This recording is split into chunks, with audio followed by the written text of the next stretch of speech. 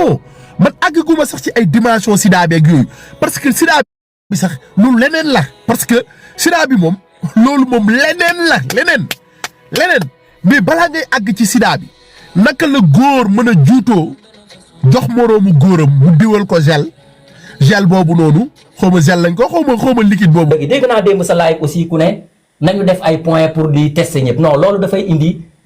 indi traumatisme ci population yi l'état du Sénégal li mu war def képp koo xam ne feebar nga dugg nga ci hôpital dafa am fiche bu ñu la daan jox nga remplir ko pour boo nangu ñu defal la test VIH mais boo demee IHO léegi c'est automatique depuis quelques années auto fan aussi c'est automatique donc dañ ko war a généraliser dans tous les hôpitaux képp koo xam ne dem nga fa lu la munti yóbbu ci hôpital bi dangaa soj da nga dagg ci baaraam ak lu la munti dal le dépistage doit être systématique dans tous les hôpitaux du Sénégal loolu rek moo mën a dimbali état bi mais il s'agit pas dem def ay points fii indi fii waa tiital nit ñi fëgg fi ay tama dem leen faj parce que tu peux pas imposer aux gens d'aller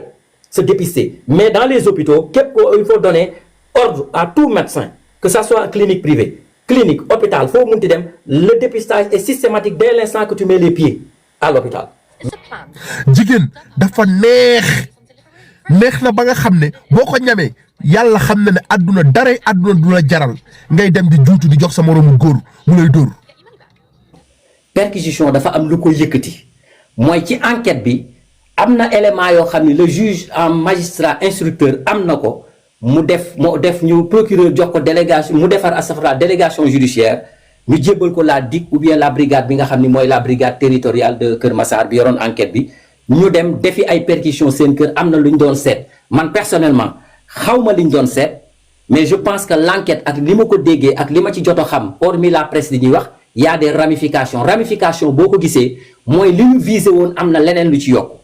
parce que tey bu dee da ngay topp nit ki pour blanchiment de capitaux wala ngay topp nit ki pour trafic d'êtres humains wala trafic sexuel wala ngay topp nit am na yeneen yoo xam ne laxasu na ci biir yoo xam ni le magistrateur instructeur amuñu ko woon wala mu ne leen ndax da ngeen amoon yeneen portable wala mu yott ni ñoom réseau la ñu yoroon am na ñoon ay ordinateurs yu nekk seen kër am na ay portable yu nekk seen kër am na yeneen éléments yoo xam ni mun na ko dimbali ci enquête am mu daw yónnee fa ñu def perquisition pour tout ce qui est ordinateur këram ñu récupérer ko tout ce qui est portable électronique ñu récupérer ko parce que xëy na loolu daf koy dimbali ci enquête mais je pense qu'un juge ne doit pas donner un mandat journaliste di génne di fontoo nit ñi naan fekk nañ fa ay préservatifs ak ay lubrifiants loolu vraiment dafa jekkul sax ci waxin mais comme xëy na ñiy jënd seen presse ñoom yooyu la ñu bëgg dégg peut-être loolu la ñu wax mais le juge il a donné un mandat pour aller vérifier quelque chose li tax moom mu doon vérifier moom xamu ko xam nga tey ci suba yónnee naa la message bi ngay émission dama la seetaan tu es un gars très posé quand tu fais tes émissions ma yónnee la message am lu ma la wax parce que Thioune dafa interpeller question bu important depuis le 1er avril 2025 la ñu arrêté Pierre Robert et dinaa la jukkil tuuti ci enquête am nga xam ci lu bëri boo demee courrier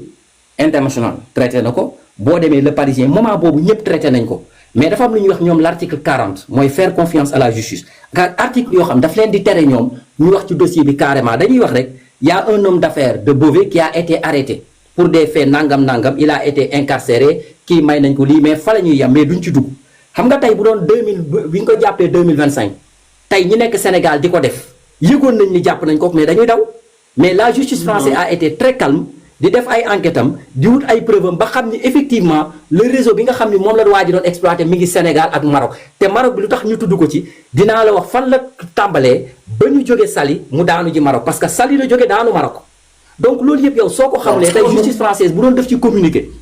wala journalistes yi mel ni ñun suñuy journaliste bu boobaa ñi nga xam ni ñoo ko doon def Sénégal daw nañu mais xoolal enquête boobu depuis 2025 depuis le 1er avril 2025 la ñu jàpp gars yi ak 3 de ses complices mais sennul fenn la presse en a parlé le premier jour de l'arrestation parce que jaaxaloon na leen parce que kooku c'est un notable respecté à Beauvais foofu la ñuy yem jàpp nañ ko pour nangam ñu ne peut-être mun na am ay tentacules en Afrique noire mais fa la ñu yem point barre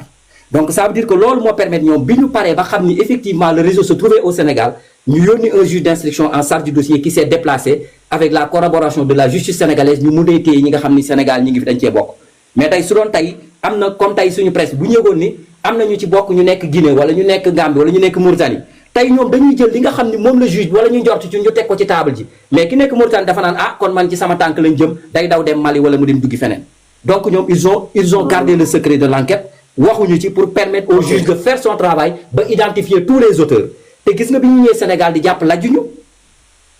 tous les quatre dañ leen a jàpp bien identifié parce que bi ñuy ñëw ñoom ils avaient tous les éléments ils avaient les vidéos ils avaient photo gars yi am nañu lépp donc à partir de la reconnaissance faciale dans le fichier de la DAF da ngay xam ni effectivement la reconnaissance faciale dañuy xam ni kii mooy Modou Ndiaye xaalis bi mu doon yónnee aussi di leen ko yónnee Sénégal dinaa la wax nombre bi ak ki nga xam ni moo nekk Maroc xaalis bi mu ko mujjee yónnee ak yooyu yëpp j'ai tout mais enquête bu am tam bu fa tolloo yow da ngay naj dëgg bal bi du question da ngay bëgg génne ne man maa njëkk a wax nangam ça n'a pas d'importance yow yaa njëkk a wax nangam mais tu n'es pas la justice bu ñu tolloo ci enquête bu toll nii Sénégal les journalistes sénégalais de leur fibre patriotique dañu war a dimbali dañu war a dimbali magistrat enquête dañu war a dimbali magistrat l'instructeur mais da ngay ñëw ci ku nekk ci buntu mu ne dégg naa nangam ak nangam nga daw yow bind ko ci sa page xoola Bamba seen site yi yéen boo demee en France mise à jour di nga gis journal boo xam dina toog 15 jours ou 8 jours soog a def mise à jour yéen chaque une heure de temps ngeen def mise à jour information bu bees bu ñu jàppee ku ray ginaar sax ñu ne kii de ginaar la doon lay jàpp ñu def mise à jour da ngay dem ba ci biir yow dañ lay balancer information di la balancer toutes les heures ba yow doo xam fan nga jëm mais la France ils ont su garder le secret de l'instruction du 1er avril 2025 ba pendant 1 an magistrat baa ngi doon def liggéeyam di yónnee ay commission rogatoire di xool compte bancaire di xool ba tey mu ne kon léegi réseau bi sore bàyyi ñu dem nag léegi clater réseau bi gis nga bu doon Sénégal dafa bokk ci Union européenne dañuy defandoo ñoom ñëpp perquisition à la même heure kon juge bi ni muy def daf koy def gis nga à la même heure seulement Sénégal benn erreur la ñu def mooy peut-être ils n'ont pas collaboré tout au début parce que yëgaluñu leen ko effectivement mais gis nga bu doon dafa nekk Italie wala France da ngay gis benn jour ñu defandoo perquisition Suisse Italie France ñoom ñëpp même heure 9h pile ñoom ñëpp ñoo koy defandoo xam nga li ñuy bañ pour bettandoo réseau bi yëpp nga xam ni kenn du mën a mucc ñu récupérer tout ce qui est matériel électronique nga xam ni bu boobaa enquête bi dafay dem point mais demeewul noonu Sénégal la perquisition man li ma d'accordoon mooy le magistrat devait ordonner aux gendarmes jour bi ñu leen jàppee avant ñu leen di déférer de faire la perquisition pour permettre ku nekk ci kër gi du jël matériel di ko rawale wala mu koy nëbb tu comprends ce que je veux dire donc erreur boobu procureur bi mu leen jàppee rek mu gis ni mbir mi doy na waar il devait ordonner immédiatement la perquisition parce que en cas de flagrant délit effectivement nit ñi dañ naan non perquisition il faut avoir un mandat non en cas de flagrant délit le gendarme peut se déployer sur les lieux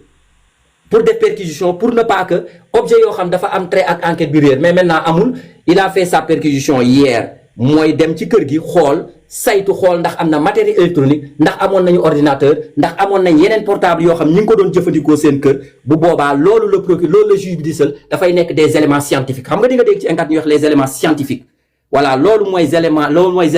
éléments scientifiques yi nga xam ni dafay dimbali le magistrat instructeur loolu mooy wax parce que tey buñ ne boo ko nee tey mu ne man mu ne ko fan la wàllee feebar bi mu ne man ak moom Saly la ñu demoon vendredi 13 novembre yàgg na 13 novembre yàgg na donc juge bi lan moo koy dimbali pour ñu xam ne le 13 novembre demoon na fa su kenn weddee mooy l'élément scientifique la géolocalisation des 2 portables pour xam ni effectivement kii wax na dëgg parce que en ce moment précis tous les 2 étaient à Saly dans la même zone sur le même antenne bi nga xam ni mooy l'antenne répétiteur bu boobaa juge bi day xam ni à son intime conviction que kii li muy wax dëgg la mais kii day fen parce que daje nañu Saly ñoom ñaar ce sont les éléments scientifiques tu comprends ce que je veux dire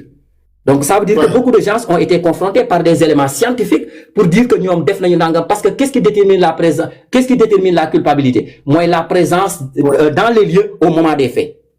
loolu lan moo ko mën a déterminer mooy l'élément scientifique mooy le portable ak réseau bi nga xam ne moom nga utiliser woon donc ça veut dire que am na yu bëri yoo xam ni doo ko mën a expliquer mais bref nañu yem foofu lii daal moo yëkkati woon juge bi mais di bind naan juge bi fekk dafa ay préservatifs ay lubrifiants je pense que c'est insulter la justice et insulter le magistrat loolu yëkkati ko quoi il n'a pas besoin de savoir parce que dès l'instant que les gars feebar nañu et ça a été acte de contre nature boo ko toppee nit ça veut dire que am na sëyante kon le juge n'a plus d'aller chercher des éléments ay si préservatifs ak lubrifiants mais am na góor yoo xam ni ce sont pas des homosexuels ils ont les lubrifiants chez eux avec leurs femmes donc le juge loolu yëkkatiwu ko il faut être sérieux dans un pays il faut être sérieux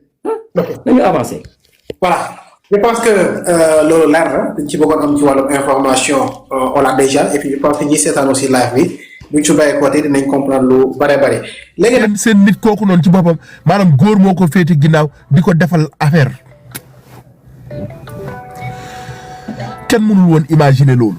donc foofu rek laay waxe ak yéen bàyyi leen di gis doomu aadama di ko ñee bàyyi leen di gis doomu aadama di bëgg a mel ne moom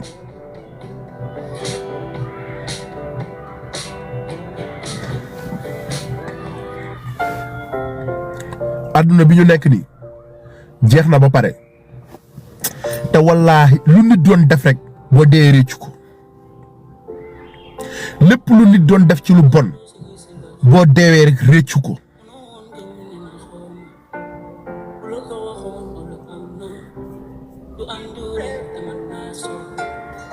chacun est responsable nag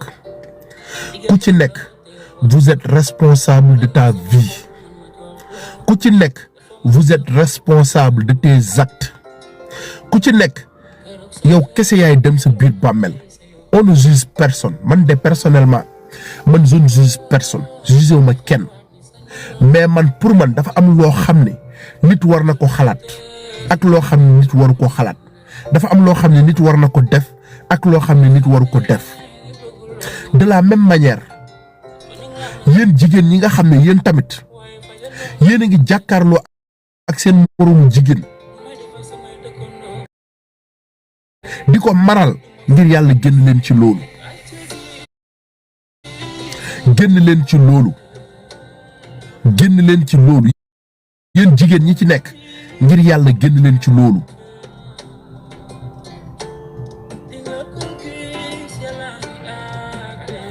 génn leen ci loolu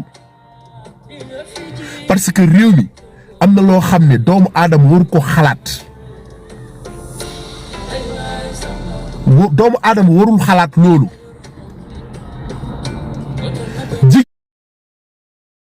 jigéen dañu ko defar pour góor góor dañu ko defar pour jigéen ngir yàlla lillaahi wa rasuulihi yéen jigéen ñi nga xam ne yéen tamit yéen a ngi maral seen moroomu jigéen yi génn leen ci loolu adduna bi jaru ko daray adduna jarul loolu yéen góor ñi nga xam ne tamit da ngeen di juutu di joxe seen bopp ngir yàlla arrêté leen loolu daray adduna jarul loolu man nag comme li ma leen ko waxee rek su may wax ak yéen maanaam damay wax ak yéen directement c'est-à-dire aw ma fi du ma fi nekk di làq-làqal wala may jàddal wala ma fi nekk naan damay jéem a tourner autour du pot non non dama leen wax li nga xam ne moo nekk parce que man noonu laay communiquer ak yéen ngeen baal ma nag ñi nga xam ne peut-être sama ay wax parfois dina heurter seen sensibilité ngeen baal ma loolu parce que man maa mënul wiiri man mënuma loolu il faut que ñu waxante dëgg et que bu ñuy waxante dëgg faaw ñu waxante ko ci kàllaama bi ñu dégg kàllaama bu ñu dégg mooy olof te buñ koy wax faaw ñu koy wax muy leer yéen góor ñiy juutu te jàppaguñu leen ngir yàlla bàyyi leen loolu ñun ñëpp comprendre que ne chacun sa vie privée ku ci nekk am nga sa dund bopp mais génn leen ci loolu parce que àdduna dafa am loo xam ne il faut que ngeen comprendre ko demukaayu duusu góor yàlla sàkk ko pour ñu fay dugal awra demukaayu duusu góor yàlla sàkk ko pour ñu fay dugal awra il faut que ngeen comprendre loolu yéen góor ñi nga xam ne da ngeen di dem ngir alalu àdduna maanaam ngeen juutu jox seen moroomu góor mu leen di dugalal bàyyi leen loolu jigéen dafa neex jigéen cafka bi ci nekk soo ko ñamee wallahi il faut que nga nekk benn dof ku wérul pour nga mën a dem di sekk ak góor jigéen dafa neex na ba nga xam ne boo ko ñamee yàlla xam na ne àdduna daray àdduna du la jaral ngay dem di juutu di jox sa moroomu góor mu lay dóor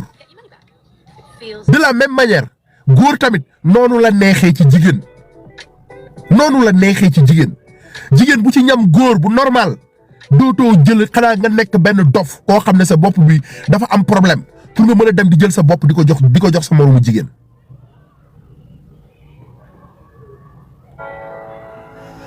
adduna bi il faut que lu ci nekk ñu teg ko fi mu war a taxaw man lu ma njëkk a imaginer mooy par exemple yow góor bu fekkee da ngay dem nga jox sa bopp sa moroomu góor maanaam bu lay roofal yow teppeeku maanaam loolu mën nga ci teppeeku mën nga ci xar loolu lu nekk dala ciy dal non. nag ñu ñëw ci kaw Pierre Robert Pierre Robert yaa ngi may wax ñu ko teg loxo depuis le 1er avril 2025 mais est-ce que mën nga ñëwaat fàttali mbir mi comment ça s'est passé ak moom réseau bi naka la doon demee ak l'interpellation justement. ok moom xam nga dafa am benn ay photo ay nit yoo xam ni dañu jàpp benn nit mais bi ñu fekkee ci moom ñu fekk ay photo yoo xam ni ñu ngi ci wane ku góor koo xam ni daanaka ginnaaw la wane et échine courbée ñu ne dañu gis ni moom bi ñu kiiwee dafa sëgg ba pare bopp bi moom dafa jógoon waaye gi ñuy face ñu gis ñu mi ngi nekk ci en face un mur ci loolu nag benn fenêtre taxaw bon ils ont trop expliqué donc le dimanche 8 février la tàmbali Sénégal mais boo demee ci ñoom mi ngi commencé le 8 février donc bu ñu demee mooy les arrestations de 14 personnes donc léegi loolu délégation judiciaire bi moo ko indi mais qu'est-ce qui s'est passé réellement en France léegi partie faits yi lu tax mu grave en France c'est pas des faits d'homosexualité mais de faits de pornographique et de trafic sexuel et de transmission aussi volontaire du sida voilà c'était li ñu xaw France ñu ne entre 2016 et 2024 dafa am koo xam ni dafa tudd Pierre Robert ñu ne dafa doon inculquer virus du sida volontairement ay xale yoo xam ni daf leen di jël dans ses filets naka la leen doon jëlee dans ses filets dafa doon wax ne leen ñële bu ngeen wutalee ay xale ba pare da ngeen leen di jox sida bi nga xam ni ñoom dootul am porte de sortie soit dafay nekk ci ñoom une maladie chronique wala ñu feebar en l'absence de traitement donc moom xamoon na ni kon li muy def baaxul léegi information yi nga xam ni police française am na ko ñu ne moom xam na réseau bi ñi mu doon viser parce que ñan la doon viser bi mu duggee au Sénégal ñu ne particulièrement dinaa ko tudd parce que noonu lañ ko waxee ñoom les talibés terme désigné au Sénégal mooy xale yi nga xam ni dañ leen di dénk seen parents yi dañ leen di dénk ay nit yoo xam ni dañ leen di jàngal alxuraan ñu ne aussi ñoom ci selon information ñu ne réseau boobu dafa viser ñi nga xam ni particulièrement dañu vulnérable mooy population yi nga xam ni mooy talibé yi nga xam ni dañoo vulnérable dañoo ñàkk tu comprends ñàkk waaw nee na ñooñu aussi voilà nee na ñooñu buñ leen jëlee dañ leen di jël ci jëlin boo xam ni dafa ñaaw am na ci ñoo xam sax aussi dañ leen di dénk organisation humanitaire yi nee na taalibe yooyu chaque fois dañ leen di wut ci trottoir yi Dakar lañ leen doon wutee ba pare nee na ñu buñ leen wutee dañ leen doon jël yóbbu leen à quel point mu ne il semble Plater Robinson parce que du ma mën a lire yëpp am na yoo xam dama koy tëb nee na jusqu'au point bi nga xam ni Pierre Robert jàpp nañ ko léegi nag ci la ñu tijji enquête bi biñ ko tijjee dañ koo dénk office central bi nga xam ni mooy office central de traitement des êtres humains boo demee France moom la ñuy wax OCRTEH et de la police de l'Oise ñooñu lañ ko dénkoon waaye bi ñu demee ba ci biir ñu xam ni réseau bi aussi impliqué na am na ñu nekk Maroc am na ñoo xam ne ñi ngi nekk Sénégal ñooñu daf leen doon recruter ñoom pour ñu nekk ay instructeurs sexuels léegi ñoom ñu ne ci biir enquête bi Pierre Robert am na ci ñoo xam ne dañ ko doon woowee papa am na ci ñoo xam dañ ko doon woowee patron am na beneen pseudo boo xam ne tam amoon nañ ko mu ñu koy woowee Peter Baptou yooyu xam nga lu tax ma koy wax pour yéen ñi nekk Sénégal su ngeen déggee kenn mu ne xam na koo xam dañ koy woowee Pierre Baptou xam leen ni il est dans le réseau ñii dañ ko doon woowee papa am na ñoo xam ne aussi dañ ko doon woowee Peter le Blanc xam nga di nga dégg nit ñi di woowee Peter le rouge Peter le blanc donc su ngeen déggee ñu koy wax Peter le blanc ngeen jàpp ni kooku xam na dossier dama bëgg alkaati yi di ko dégluwaale ak yéen ñi nekk ci mbedd mi parce que tur yooyu lañ ko doon woowee et l'enquête a été précis en France ne la ñoom noonu lañ ko doon woowee beneen page bi mu ne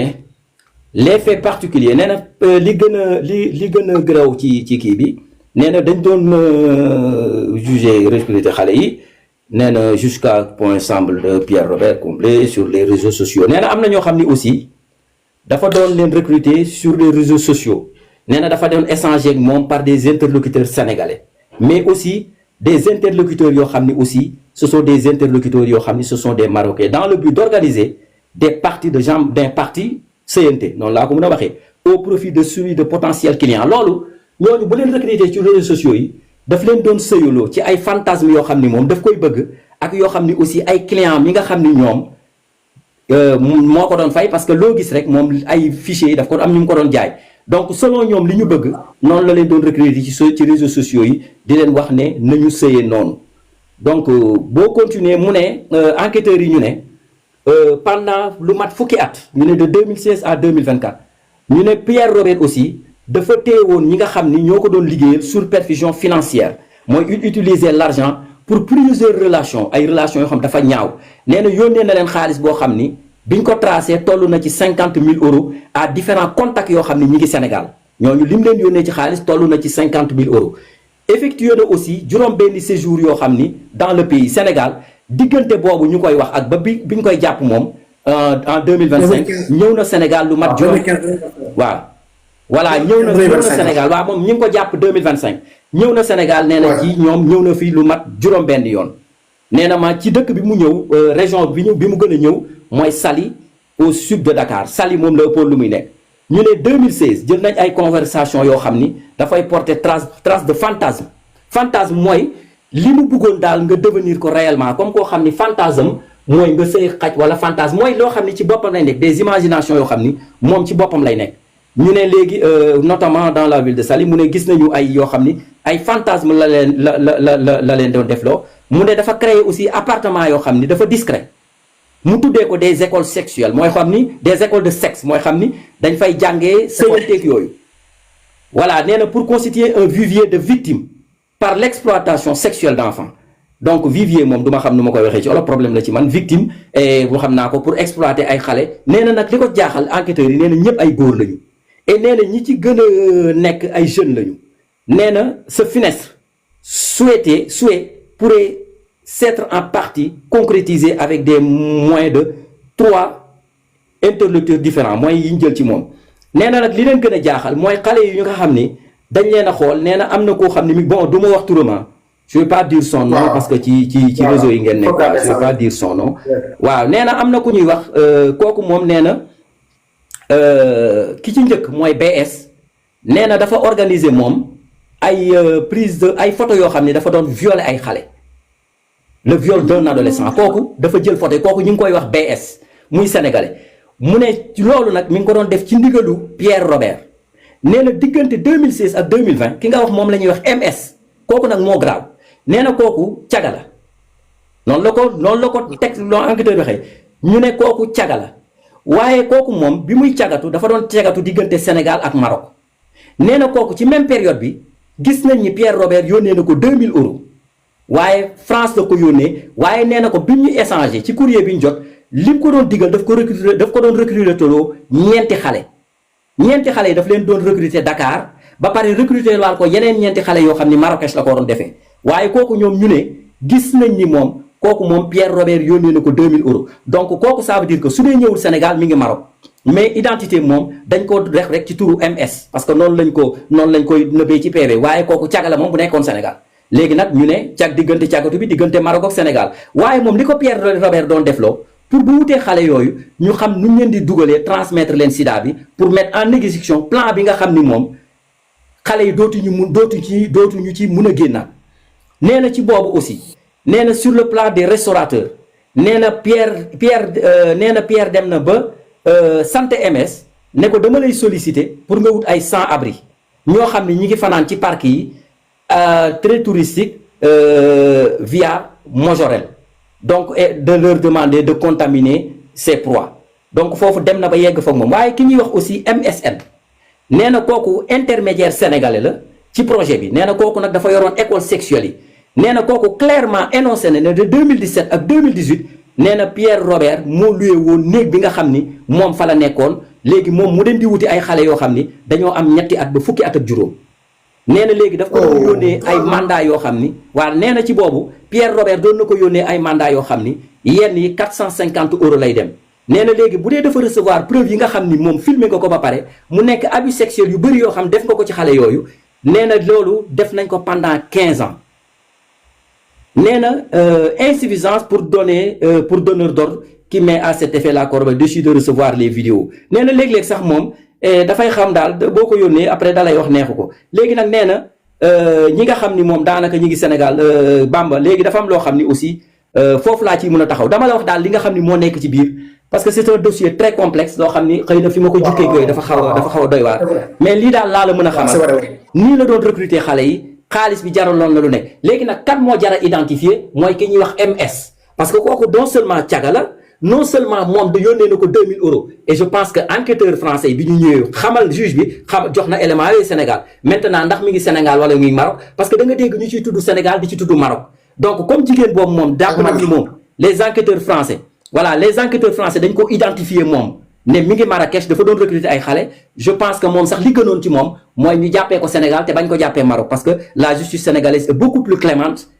en tant que justice boo xam dina respecter les droits de tout un chacun mais suñ ko jàppee Maroc ça sera un peu plus catastrophique pour moom parce que kooku moom c'est identifié comme une prostituée kon jigéen la donc moom liggéeyam mooy mu recruter ko ay xale léegi nag wàllu sida bi ne mu lim ci jublu woon nee na daf leen doon def loo xam ni ñoon duñu amati point de non retour pour bàyyi moom li nga xam ni moom lay def parce que chaque jour client yi mu doon liggéey dañ ko doon laaj chaque jour yu gën a bees fantasme yi mu leen doon def loola ñoom ñoo koy xalaat client bi moo lay woo proposé la ne la tey lii laa bëgg dama bëgg ñu taxaw ci kaw chaise bi wala dama bëgg ñu defee ko booru géej wala dama bëgg ñu tëdd ci ñax yi wala dama bëgg ñu yéeg ci kaw donc loolu seen fantasme yu nekkoon seen bopp la donc il mettait de l'argent léegi-léegi nag daan nañ ko yónnee vidéo ñoom s'il n'est pas content du la yónnee 450 euros mais moo ko luyee loolu appartement am moom li mu doon def mooy dem di seeti xale yu vulnérable et di leen tëddeeg yooyu donc ça veut dire que l'enquête a débuté depuis 2025 am na yeneen yu ma ci am téye ko mais par respect aussi à la dignité des uns et des autres je dois pas me prononcer là-dessus parce que je suis pas journaliste et loolu aussi du ma ko def mais je pense que tous ces éléments yi may wax nii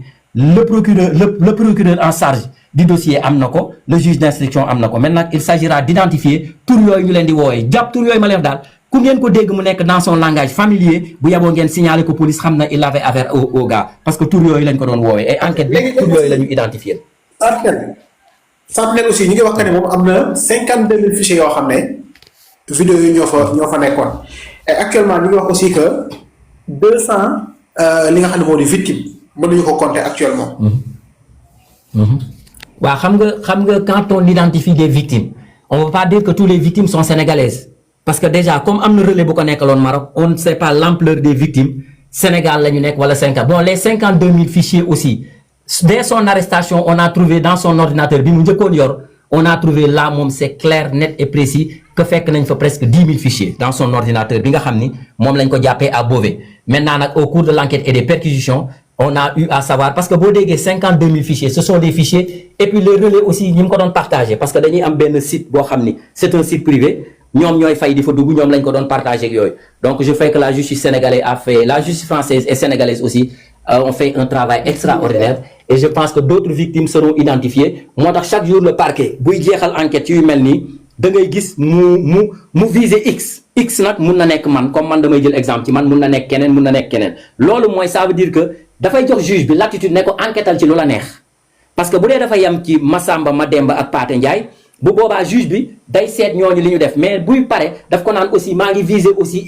x nag mooy ñeneen ñi nga xam ne identifié guñ leen parce que bu dee identifié guñ rek dañ naan x. loolu en tout cas doy na waar maintenant l'enquête va justement se poursuivre et puis xam naa lii buñ paree moom dina doon lu doy waar de ñu ngi wax xaw ma instinct waaye dafa mel ni cas bi moom dina gën a compliqué de. non xam nga instinct moom son cas est un peu particulier moom ay borom alal ki borom ñu am influence ci àdduna bi la lay yónneenteen ay mail di nekk ci li mu nekk mais ñii dañoo ñëw ci dëkk ñi nga xam ni peut-être amuñu moyen pour faju le système de santé est un peu malade donc ñooñu tey soo leen wàllee sida dañuy mujj nekk yow sa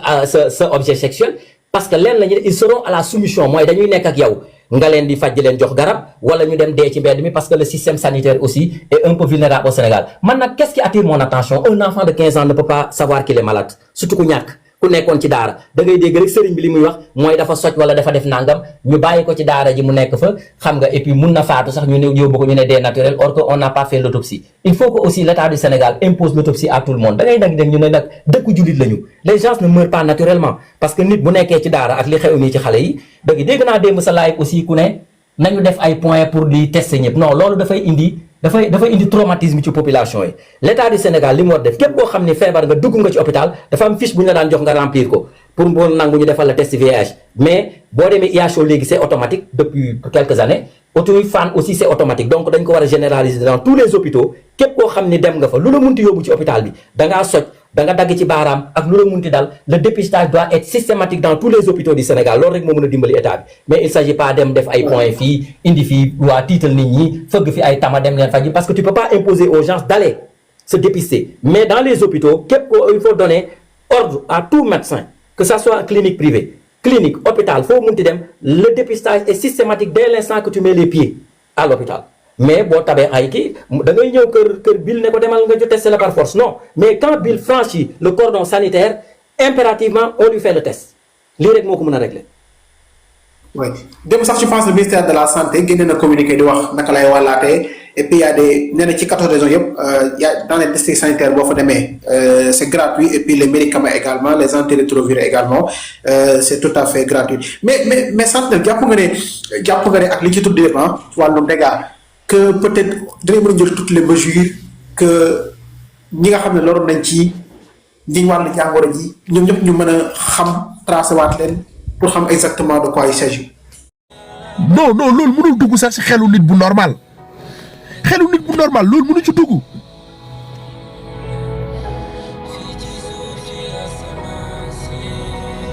non man àggaguma sax ci ay dimension sida bi ak yooyu parce que sida bi sax loolu leneen la parce que sida bi moom loolu moom leneen mais balaa ngay àgg ci sida bi naka la góor mën a juutoo jox moroomu góoram mu diwal ko gel boobu noonu xaw ma gel lañ ko xaw ma liquide boobu lubrifiant ba pare maanaam war a jël Ablaye Ndiaye bi di ko rof man loolu laa mënul comprendre loolu mënul dugg sama bopp bi loolu billaahi loolu mënul dugg sama bopp bi fan yi yëpp loolu laa toog di xalaat naka la góor mënee loolu mënuma ko xalaat.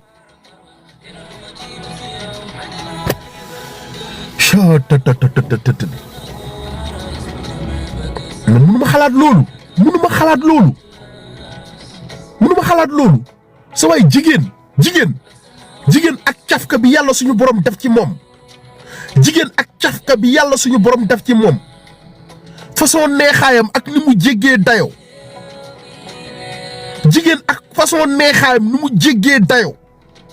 yow nga ne ko fi ñukk dem jox sa bopp sa moroomu góor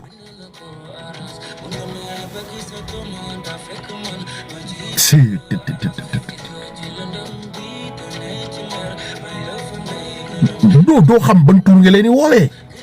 munoo xam ban tur nga leen di woowee franchement doo xam doomeeraam dafa tuuti parce que ñooñu doomeeraam yi leen gën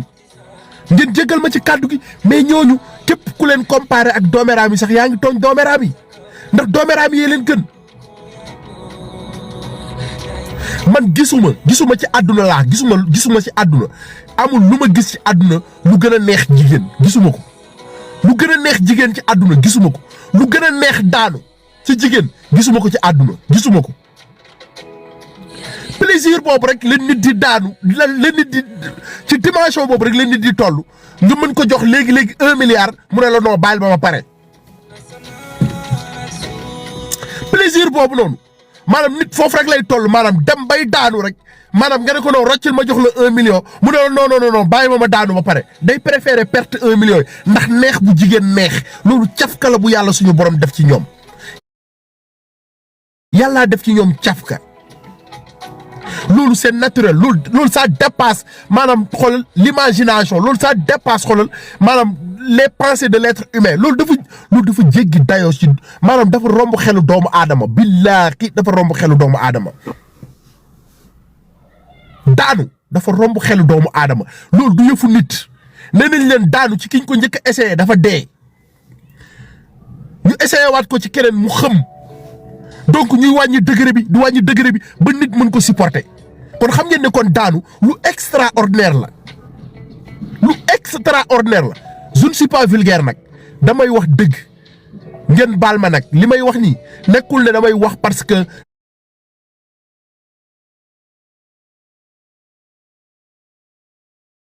dama vulgaire wala dara wallahi lazim jubluuma ci loolu Malick Konaté bàyyi ba yaa ngi may tooñ ba yaram non wallahi lazim li ma leen wax du caaxaan gaay il faut que ngeen maanaam ku ñamagul jigéen nag mënoo comprendre li may wax parce que peut-être yow loolu moom demal nga continuer nekkal ci li nga nekk bul ñam jigéen mais jigéen dama leen di wax wallahi lazim Siti da ngaa lan Siti da ngaa weex wala non weexuma de écran bi la quoi écran kii bi la quoi téléphone bi la c'est-à-dire ni ma toogee nii écran kii bi kii bi pare-brise oto bi bu tiimee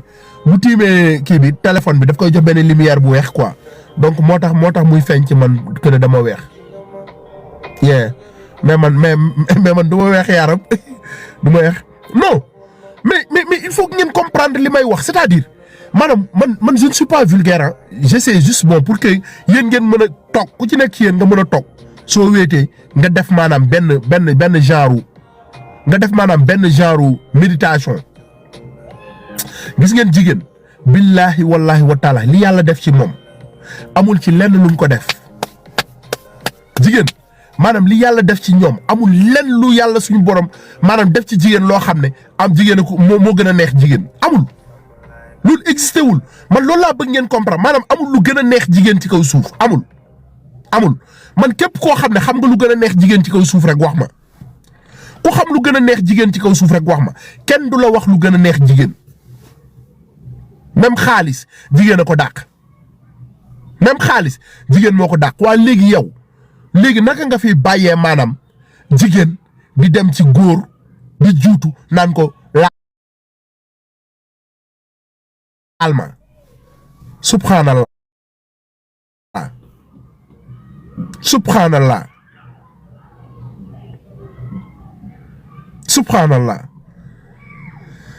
dafa am loo xam ne xel mënu ko xalaat de dafa am loo xam ne xel mënu ko xalaat te il faut que maanaam nit ñi nañu delloosiwaat seen xel delloosiwaat leen seen xel jigéen yàlla du ko bind am lu mu def ci moom li may wax nii nag yéen célibataires yi taxu leen may wax de parce que yéen moom tàmm ngeen lu ngeen dégg dem essayer ko bii nag bu leen ko essayer yàlla dafa ne laa taqrabu zina yéen bu leen essayer de bu leen essayer képp ku ci amul jëkkër wala nga am jabar li may wax du pour yow de tapoteel lekk te nga toog nga muñ voilà toogal nga muñ sa bis dina ñëw ku nekk am na bisam toogal nga muñ bu sa bis ñëwee nga dund ko mais li ma leen mën a xamal mooy yéen góor ñi laay waxal yéen góor ñi yàlla sàkkul lu gën a neex jigéen ci kaw suuf waaw yéen góor ñi yàlla suñu borom sàkkul lu gën a neex jigéen ci kaw suuf yàlla sàkkul lu gën a neex daanu ci kaw jigéen ci kaw suuf ngeen baal ma de ba léegi damay jàngale rek waaw yàlla sàkkul lu gën a neex maanaam daanu ci kaw jigéen yàlla sàkkul lu ko gën a neex yàlla sàkkul lu gën a neex maanaam namp jigéen yàlla sàkkul lu ko gën a neex maanaam jigéen ci boppam moom ak ni mu bindoo yàlla sàkkul lu ko gën a neex ci kaw suuf lu gën a neex ci kaw suuf waa léegi yow loolu nag nga ko fi bàyyee di dem naan da ngay jox sa bopp góor di juutu naan ko dugalal ma naka la nit mën a imaginer loolu jigéen déjà lépp ci moom awra la lépp jigéen awra la lépp maanaam li ko tàmbalee ci doq bi nopp yi bët yi bakkan bi gémmiñ bi ween yi ba jigéen léppam awra la yàlla boo ci dajeeg nag kuy xeeñ lu neex ngay comprendre que ne yow yaa ngi dund àjjana jigéen rek ngay nekkal nga mën a maanaam imaginer ne yow yaa ngi dund àjjana quoi jigéen rek ngay nekkal maanaam xoolal nga àjjana boo ko bëggee ñam àjjana rek ci kaw suuf maanaam wéetal ak jigéen nag laa wax de boo xam ne lew na la waxuma yéen ñi wër de di kii de waxuma leen yéen mais jigéen boo xam ne lew na la maanaam mu mel ni mu war a mel di xeeñ ni mu war a xeeñ boo bëggee xam àjjana boo bëggee dund àjjana ci kaw suuf rek wéetal ak ñoom soo wéeteeg jigéen di nga xam ne non li yàlla suñu borom sàkk ci kaw suuf jigéen a ci gën a neex boo wéeteeg jigéen di nga xam ne maanaam yàlla mi la dig àjjana wallaahi lim la dig du ay nax àjjana du ay nax yàlla lim la dig lu leer la te loo xam ne la maanaam looy testé la fii ci àdduna nga gis ko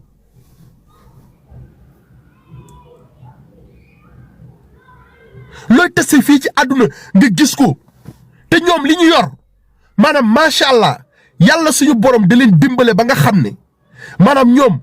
boo ci dugalee day neex soo ci mareeg sa làmmiñ day neex ñoom rek la yàlla suñu borom defal maanaam tawféex boobu noonu nga jël sa làmmiñ teg ko ci muy neex di dund àjjana ñoom ñuy dund àjjana ngeen di am ay tiyaaba wallahi lazim lii jigéen rek la ko yàlla suñu borom defal wala lii gars yi yéen est-ce que war ngeen a dem di juutu di jox seen bopp ay góor est-ce que war ngeen dem di juutu di jox seen bopp ay góor jigéen nga xam ne maanaam loo ko jox mu delloo la ko loo ko jox mu delloo la ko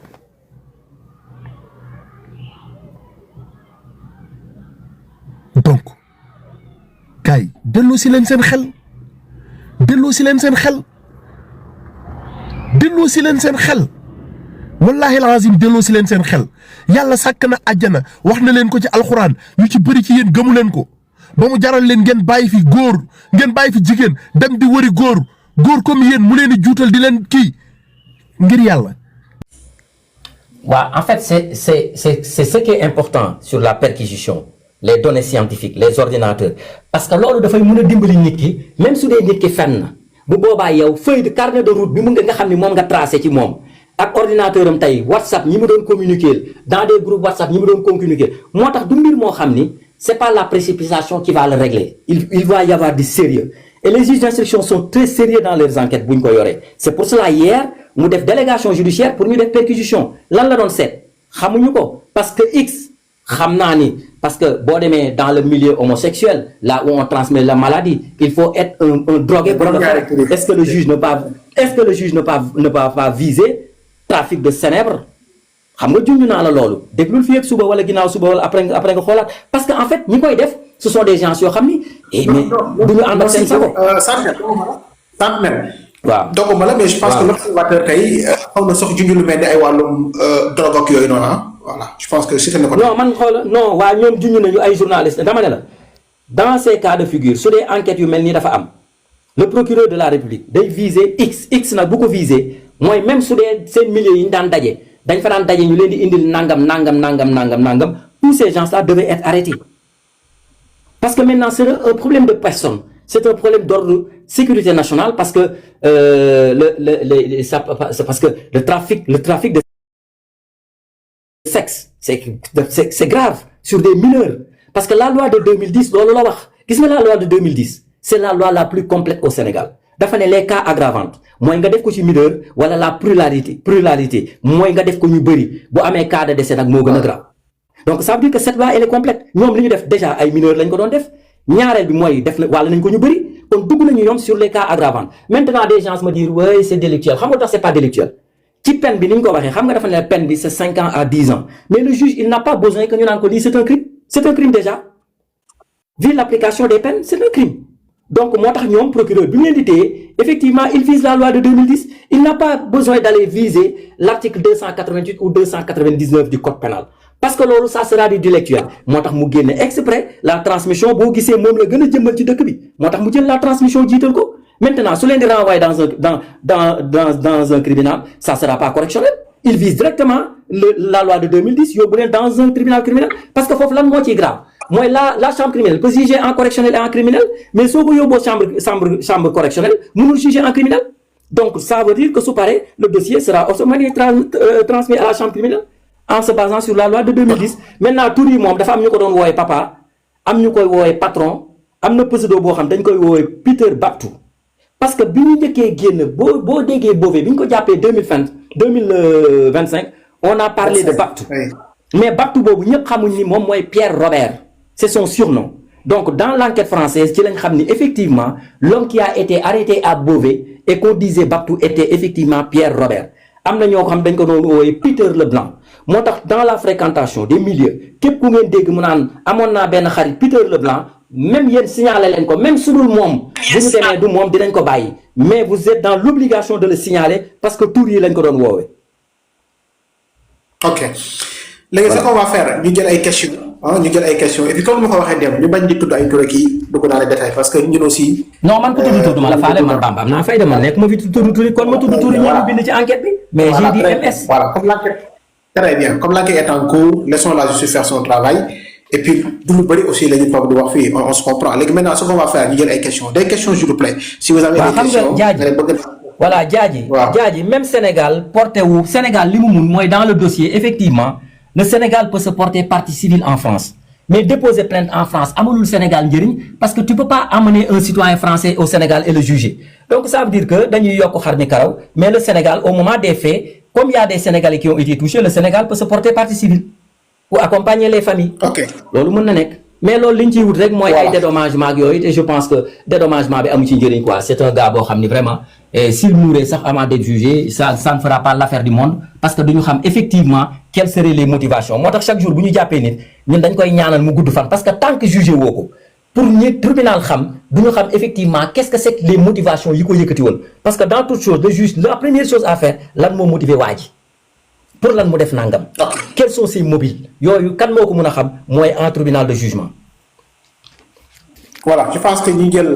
s'il y a des questions yoo xam ne dañu ko mën a jël bu ko defee bu fekkee am na lu leerul ñu jëm ci leeral léegi nee na est-ce que toutes ces victimes peuvent porter plainte. nee na est-ce que ñu mën nañu porter plainte. non xam nga dès l'instant la justice française dès l'instant que la justice française jël benn affaire li victime lu mën a def mooy dem partie civile et soo nekkee partie civile d'abord lu la koy yëkkati mooy affaire u xaalis des problèmes de dédommagement mais déjà le parquet s'est autosaisi le dossier a été enclenché donc les poursuites judiciaires ont été enclenchées il sera condamné mais yow lan nga mën a def mooy nga nekk partie civile dans le dossier maintenant képp koo xam ni yow jàpp nga ni moom tooñ na la te jàpp ne tooñu leen dafa recruter ay recruteurs sexuels bu Pierre Roger tooñul Sénégalais xam moom ñi mu tooñ mooy ñi nekk Sénégal mu fay leen xaalis ñoom di recruter ay doomu jàmbur di tëdd ak ñoom di ko yónnee vidéo yi maintenant si quelqu'un se dit qu'il a été Pierre Roger def na ko dara mais na dem porter wu partie civile. ok nee na à travers mais monsieur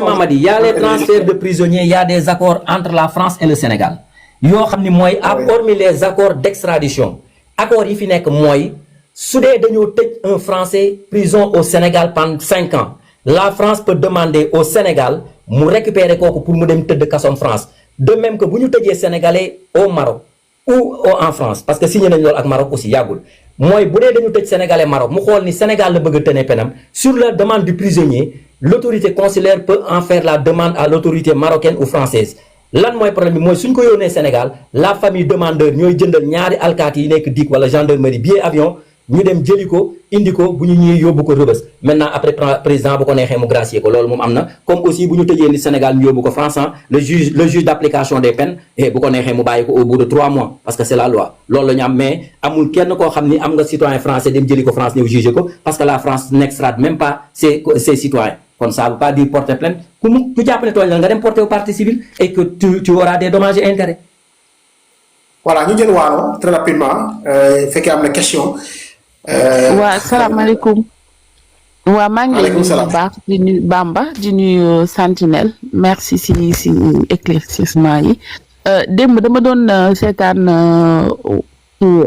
Pape Ndiaye ma dégg muy wax ni ñi mën nañ leen tëj juste 6 mois ñu bàyyi leen mais su fekkee di si wàllu homosexualité rek loolu bon comprendre na ne loolu du fi crime mais dama dégg mu ni même bu fekkee de wàllaate sida bi sax loolu mën nañ leen tëj 6 mois parce que loolu du fi crime may laajte est-ce que bu fekkee ni nit volontairement la wàll nit si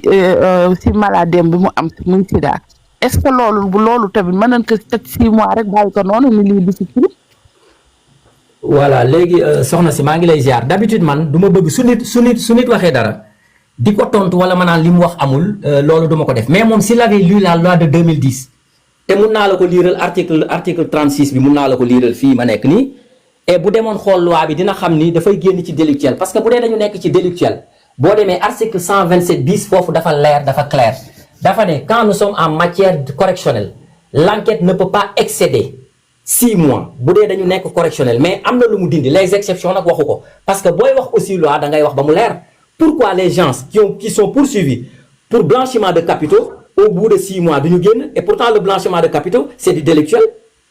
blanchiment de capitaux c'est pas du délictuel parce que foofu loi bi dafa ne la peine encourue est de 2 ans à 7 ans ça veut dire que buñ ci yokkee léegi moo tax léegi da ngay gis ni pour nga comprendre ni ñu lay tëjee ci blanchiment de capitaux il faut aller lire la loi de 2024 mais mënoo ko juger dans le code pénal parce que ñii mënuñu leen juger dans le code pénal parce que le code pénal ne parle pas de transmission volontaire du VIH donc loolu loi spéciale moo ko réglé c'est la loi de 2010 c'est le décret 2010-3 donc yow soo bëggee xam ndax dañuy def 6 mois da ngay dellu ci loi boobu et moi je sais que au bout de 1 an il pourrait même pas sortir de prison.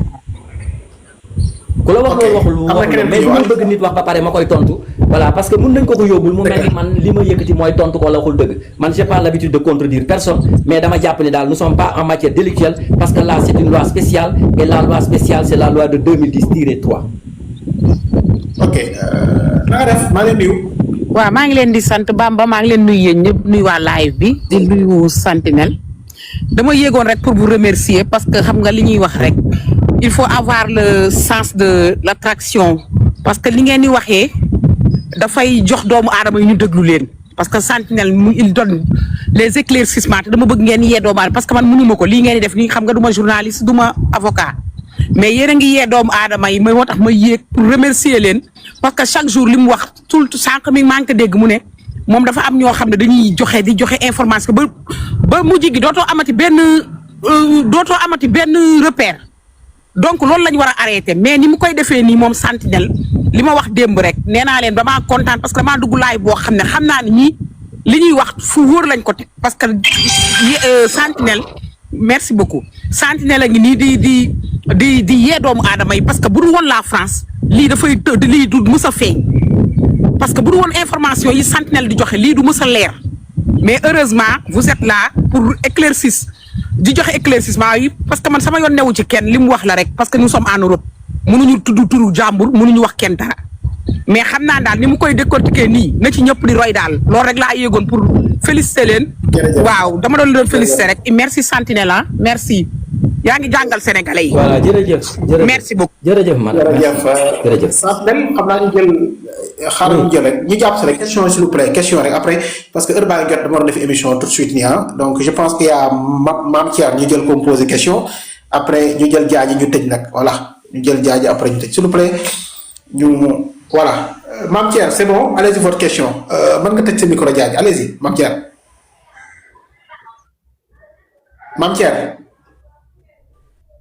Mame Thierno jaaji allez-y. maa ngi lay ziar maa ngi nuyu mon frère Sentinelle frère vraiment c'est un pincement de cœur ah su may déglu li rek mën naa ko xaw ma réquisitoire laa ko mën a wax xaw ma li Sentinelle développé léegi soo koy déglu c'est écœurant li xew ci réew mi buñ demee bay tudd ay xale yi am 3 ans ñu leen di dugal ci lu mel nii ñaaw na benn ñaawaay boo xam ne nii doy na waar mbir mi doy na waar man li may ñaan rek mooy état du Sénégal nañu teg seen tànk ci lii ñu bañ ci xool dara il faut aller jusqu'au bout dans cette affaire parce que il est urgent que nit ñi xam aboutissement bi lan la may ñaan aussi tam problème mu santé bu toll nii ana ñuy xeex feebaru sida bi organisation yi mais kenn déggu leen dañu war a génn def ay point de presse joxe seen position le ministre de la santé dafa war a génn def conférence de presse wax beneen bi mooy voilà non xam nga communiquer c'est communiquer dañu war a bàyyi ay communiquer lii problème la boo xam ne dañu war a toog woo ñi nga xam ne nii ñoom ñooy kii ñëpp toog ñu wax ak Sénégalais yi ndax lii problème de santé la war ñu fi nekk di def ay communiqué Bamba communiqué c'est comme ni ko kii di waxee Sentinelle naan gars yi dañu bàyyi communiqué dañu bëgg communiqué am réew bu tolloo fenn am ay problème yi am gars yi dañu war a génn taxaw wax ak Sénégalais yi rassurer leen parce que loolu lañ leen fi tegee. ok dégg nga beneen bi mooy. maa ngi ñaan bu demee ba enquête yëpp conclure parce que dafa am loo xam ne bi mu xewee man damaa noppi. mais bi gendarmerie dafay communiquer rek laay soog a gëm ni affaire bi am na donc procureur ñu ngi koy ñaan bu demee ba enquête yëpp kii ñu gën a rassurer Sénégalais yi wax pour Sénégalais yi xam naturellement lan moo xew ci dossier bi. moom voix autoritaire la boo xam ne bu waxee rek ñëpp dañuy gëm. voilà merci beaucoup. merci mon frère Sentinelle. ok général allez-y très rapidement Mor mën nga poser sa question fii wala nga bind wala nga ma dégg la général allez-y très rapidement. voilà maa ngi leen nuyu bu baax a baax seen panel bi am na solo trop voilà li ngeen di leeral am na solo voilà bon man li ma bëggoon a leerlu rek mooy Pierre boobu gën ñuy wax français bi voilà moom mu ngi dañ ko jàpp indi nañ ko mu ngi Sénégal ou bien en plus condamné boobu gën ñuy wax ne dañoo contaminé ay xale ok est-ce que identifié nañ xale yi nga xam ne dañ leen a contaminé parce que man ñi ma gis ñu ne ñoon lañ jàpp li may gis ci réseau yi te gëmuma ko wax dëgg yàlla am lépp encore yaakaar naa ne affaire bi demeewul noonu je sais pas mooy que ne ñin wax ñi ñëpp ay ki ci gën a néew at am na ay 20 ans et plus ok voilà te maanaam dama dégg ñuy wax maanaam dañoo ay xale daara ñoom lañ jël pour condamner leen affaire bi voilà donc loolu daal laay laajte if que identifier nañ xale yi ñu condamné ou bien. jërëjëf merci Santé allez-y il ne me reste que. waaw Bamba mu ne ndax identifier nañ xale yi ñu contaminé xale bu ñu contaminé ci feebar bu mel noonu buñ ko identifier duñ ko yëgle duñ ko wane duñ ko waxee kooku c'est dans le secret personne n'a le droit de divulguer le bulletin médical d'un Sénégalais sauf que ñii bi ñu leen jàppee c'est quelque chose de clair dañ ne dañoo am sida et ils l'ont accepté ça veut dire que on devait communiquer là-dessus mais xale bu ñu leen identifier c'est vrai dinañ leen identifier ñi ngi koy def mais l'État ne communiquera pas ci seen identité fan la ñu dëkk kan mooy seen papa kan mooy seen yaay c'est interdit pour un médecin bu ko def kaso nga jëm waxuma la ak journaliste waxuma la ak kaw loolu moom ku koy xaar bu doo ko gis on n'est pas là état waru fi nekk pour di weer sénégalais yi ñii dañoo commettre un délit le délit a été constaté ils ont été arrêtés c'est à partir de ce délit là la ñu xam ni da nga feebar parce que am na ci ñoom koo xam ni moom depuis 2019 mi ngi feebar te mi ngi takk ay jabar depuis 2019 il connaît sa séropositivité dem Europe di faju ji di jël ay garabam dem di ñëw et pourtant moom mi ngi koy wàll nit ñi te kenn xamu ko woon ñi ko xamoon aussi weeruñu ko parce que amuñu droit wax ko même le médecin tey bu dee da nga ànd ak sa papa ak sa yaay nga nekk majeur nga dugg ci biir mu defal la test xool ni da nga am sida daf la naan la dama lay gis yow lay waxal soo ko nee sa papa mën na toog mu toog sa yaay mën na toog mu toog mais le médecin ne doit même pas communiquer ton bulletin de santé devant tes parents parce que tu es majeur bu dee nag mineur la dañ koy wax ay waajuram ñu xam ko waajuram nag su dee ñoo dem yëgal ko chef de quartier wala koñ bi loolu yoonu médecin bi nekku ci moo tax chaque fois ñi nga xam ni ñoo yore organisation sida yi bu ñuy ñëw sa kër dañuy nëbbatu wala ñu ñëw en privé mais du ñu ñëw vraiment di weer ay xale yi ndax jàpp leen français bi aussi ñun mënuñu ko jàpp mënuñoo jot ci moom France lañ ko jàppee France mi ngi liggéey ak police yu Sénégal en toute collaboration comme bu ñu jàppee fii français Sénégal bu ñu jàppee biir Sénégal français muy jaay drogue sali duñ ko jox France dañ koy juger Sénégal tëj ko li nga xam ni moom lañ ko war a daan kon tubaab bi France dañ ko jàppee enquête baa ngi continuer ramification yi Sénégal la ak Maroc les enquêtes se poursuivent donc loolu moom je pense que amul benn problème pour ñu ndax ñu ngi Sénégal wala nekk Sénégal de toute façon ñi nekk Sénégal moom jàpp nañ leen. merci Sentinelle. voilà xaaral ma dimbali kii sur la baal ma wax ko la loi de 2010 article 36 moo ne est puni d'un emprisonnement de 5 ans de prison à 10 ans et d'une amende de 500 000 francs à 1 million de 500 toute personne qui connaissant son état de sérologie positive au VIH transmet volontairement le virus à détruire mu ne les peines peuvent être aggravées en cas de circonstances particulières prévues par la loi notamment lorsque la victime est mineure ou en cas de décès mu ne nag léegi li nga boo demee pour nga xam loolu article voisin yi da ngay jàng article 35 ak 37 pour comprendre moo tax chaque fois damay dégg le juriste là tant qu'il ne sait pas combiner les articles ba pare mun a jóge ci texte bi dem ci texte bële parce que ñoom dañoo dem directement dans le délictuel lii c'est pas un problème délictuel parce que là c'est encadré par la loi spéciale léegi maa ngi wax journalistes yi ñoom ñëpp nañu dem jëli la loi spéciale de 2010 ñu lire ko toog jàng ko bu ñu demee ci plateau yi ñu xam li ñu mën a wax nit ñi waxal juriste ci suba waxal juriste ci suba Bamba nee ko man maa ko ñaan comme ñu dañ koy seetaan nee ko mu jël la loi spéciale de 2010 mu waxtaan ci plus largement parce que moo ma dàq jàng moo ma gën a xam droit te nit ñi moom la ñuy gën a seetaan parce que Feeling Dakar le matin rek bu ngeen di live ci YouTube bi da ngeen di am plus de 1400 personnes 2000 personnes nee ko mu jël la loi de spéciale de 2010 mu def waxtaan bu yaatu voilà merci jërëjëf merci maa ngi nuyu on se capte demain inchallah pour beneen procédure également merci Aïssa toggal ma yaasa moo gën nga naan ma merci rek merci du ko faj de yaasa laa bëgg ngeen toggal ma ko bu ma ñëwee añee ko ak tànganaa yi na ko Bamba si sa tijji te tànganaa yëpp na ko Bamba si sa tijjiwaat bu dee tëj ma la tijjiwaat ko ñëw yóbbu la may nga loolu du problème jërëjëf merci en tout cas waaw may nga rek waaw may nga moom mënta ñàkk aywa jaajëf jërëjëf kii nee na vous n'êtes plus à la télé si maa ngi ci télé bi je suis à Feeling Dakar actuellement nee ko yaa ngi Feeling Dakar mais seen Bamba xam nga lu ma bëgg suba nga wax ma ko seen turu télé bi lan moo ko yëkkati Feeling Dakar Feeling de moom paa bi dafa am feeling maire bi dafa am Bamba am na ku ma laaj démb baal ma rek bala nga ko dafa am ku ma laaj démb ne ma blanchiment de capitaux ndax mun na ànd ma ne ko déedéet blanchiment de capitaux day waxambaane bu rafet bu nekk ci koñ bi amul jabar amul dara léegi délit yu bëri yële nga xam ne ñoom ay jeeg lañu délit bu ñu jël rek xool ni waxambaane bi moom mën na koo yor ñu boole koog moom comme blanchiment de capitaux moom dafa am jeeg yu ñu teg na le jeeg bu ñu jël rek boole ko moom mu sëyandoog moom loolu mooy blanchiment de capitaux mënta ànd moom rek il faut mu couplé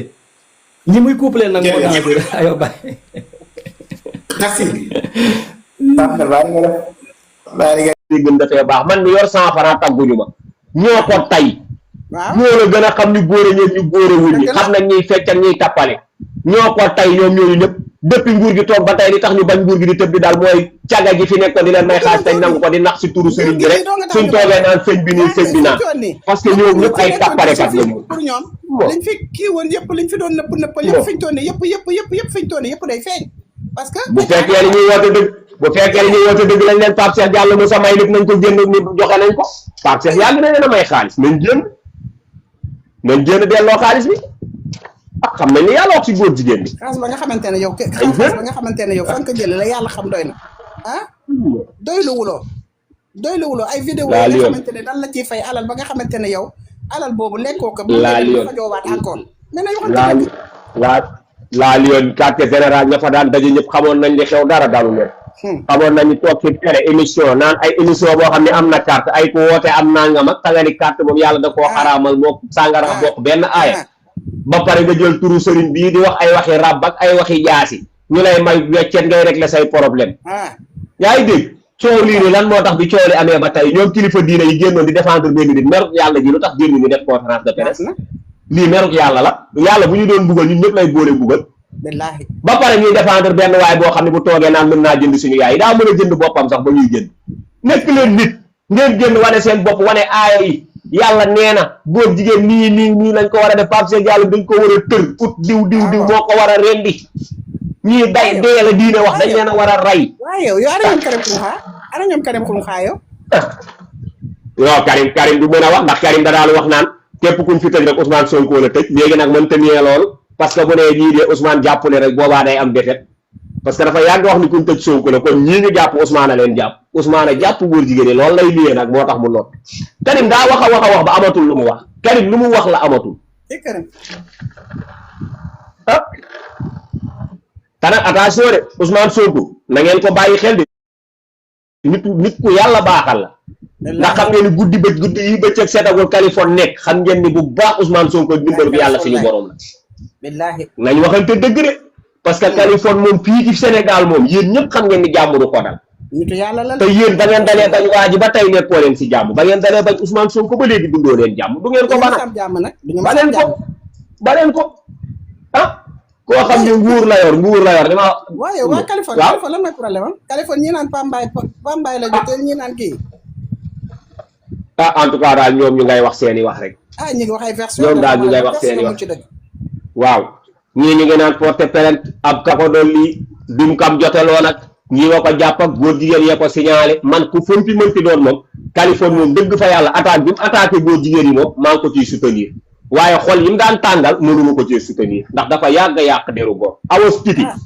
Californie mënuma leen a soutenir ndax dañoo yàgg a toroxal ay nit tonse wax na ci Californie nee na Californie de moo Pambaay ñoom ñaar xaw ma dañoo ndobante xaw ma lan nee na loolu de la wax xaw ma nag ma ne ko bu ko waaye tos de daa xaw a mën a fen kee daal moom neewoon na demoon na ba nee na Pambaay ka porté plainte kee moom nee na demoon na ba sa police ba seeti ko kee moom demoon na sa police ba seeti ko nu mu tuddati porté plainte xaw ma ndax Californie xaw ma lan dafa comme seen nobante bi nii nee na dafa tàngal Pambaay lu mu liggéey jox ko léegi nag Pambaay dafa sonn xam nga ci harcèlement yeeg yooyu yëpp nga xamante ne xam nga lu mu kii jox ko yooyu kii di ko toppatoo xam nga li ma la est-ce que léegi dafa sonn ci loolu dem porte ci ka plainte loolu de man pour sant xaw ma nag nu mu demee parce que Pambaay yaakaar naa ne am na ñoo yam rek ndax li téléphone du dara ci waaw ndax lii problème bi man seetaan naa fi kii tur bi nu mu tuddati sax beneen waa ji noonu Mara di peuple la tuddee boppam xaw ma moom nee na kenn ku jigéen ku mu violé kookoo ko lii nii xaw ma c'est-à-dire waaw toos daa di wax loolu beneen waa ji tamit dinoo tamit moom nee na dem na ba police ba dañ koo arrêté nee na dañ koo arrêté mu ngi sa police ba ñii naan nag bu ngeen xefulee dina ñibbi Sénégal man leen yàlla na ñibbisi Californie ñëpp a ko soxla Californie moom ñëpp a bëgg mu ñibbi waaw Californie moom ñëpp a bëgg mu ñëw Sénégal waaw en tout cas daal lettre boobu maa ngi koy wax yéen ñi nga xamante ni yéen a ngi si live bi toll ngeen ci 100 et quelques personnes 49 personnes am na loo xam ne yéen sénégalais yéen a ci mën a jàppale ko justice bu Sénégal mooy bu leen bàyyandiku parce que lii état bi jógte dafa doon loo xamante ni lu am doole la te dafa soxla ngeen soutenir ko nit nag bu fekkee da ngay woote gëm yàlla ba sax état di liggéey bu am solo da ngaa war a am taxawaay bu am solo taxaw ko jàppale ko mooy ne leen ci ginnaaw justice bi ne leen ci ginnaaw justice bi yéen fi ñu toll nii bu leen ci xaar bu dee da ngeen di xaar conférencier bu ngeen di xaar mu génn conférencier yi duñ génn de ñun nañu génnal suñu bopp barki Serigne Bamba waaw Ibra siyaar nañ la de mu ngay siyaar bu baax en tout cas daal na leen ñëpp taxaw ñu gañe combat bi waaw Ibra siyaar nañ la macha allah dama lay déglu quoi yow moom wax dëgg fa yàlla yaa ngi yéen ñi bu baax a baax a baax jàppale leen gars yi de jàppale leen justice bi de Ibra jàppale leen justice bi ngeen ne ci ginnaaw waaw Ibra ma ni ngeen jàppale justice bi laa waaw ñu ngi lay siyaar bu baax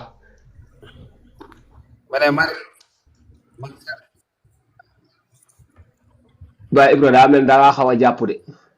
ma ne macha allah yow moom wax dëgg fa yàlla dama abonné ci yow wax dëgg fa yàlla ku lay déglu xalaat yu baax nga am maa ngi lay ñaanal bu baax yal na yàlla taxawu la sàmm la aar la amiin waay baax damay déglu bu baax non Samba Ndiaye dafa am ko may woon ni maa ngi ñëw léegi te ñëwaat dégg waaw yow defal la neex maa ngi ñëw Ousmane Sonko wax dëgg fa yàlla moom nit ku baax la gisum ko gën a baax Sénégal billah amiin waay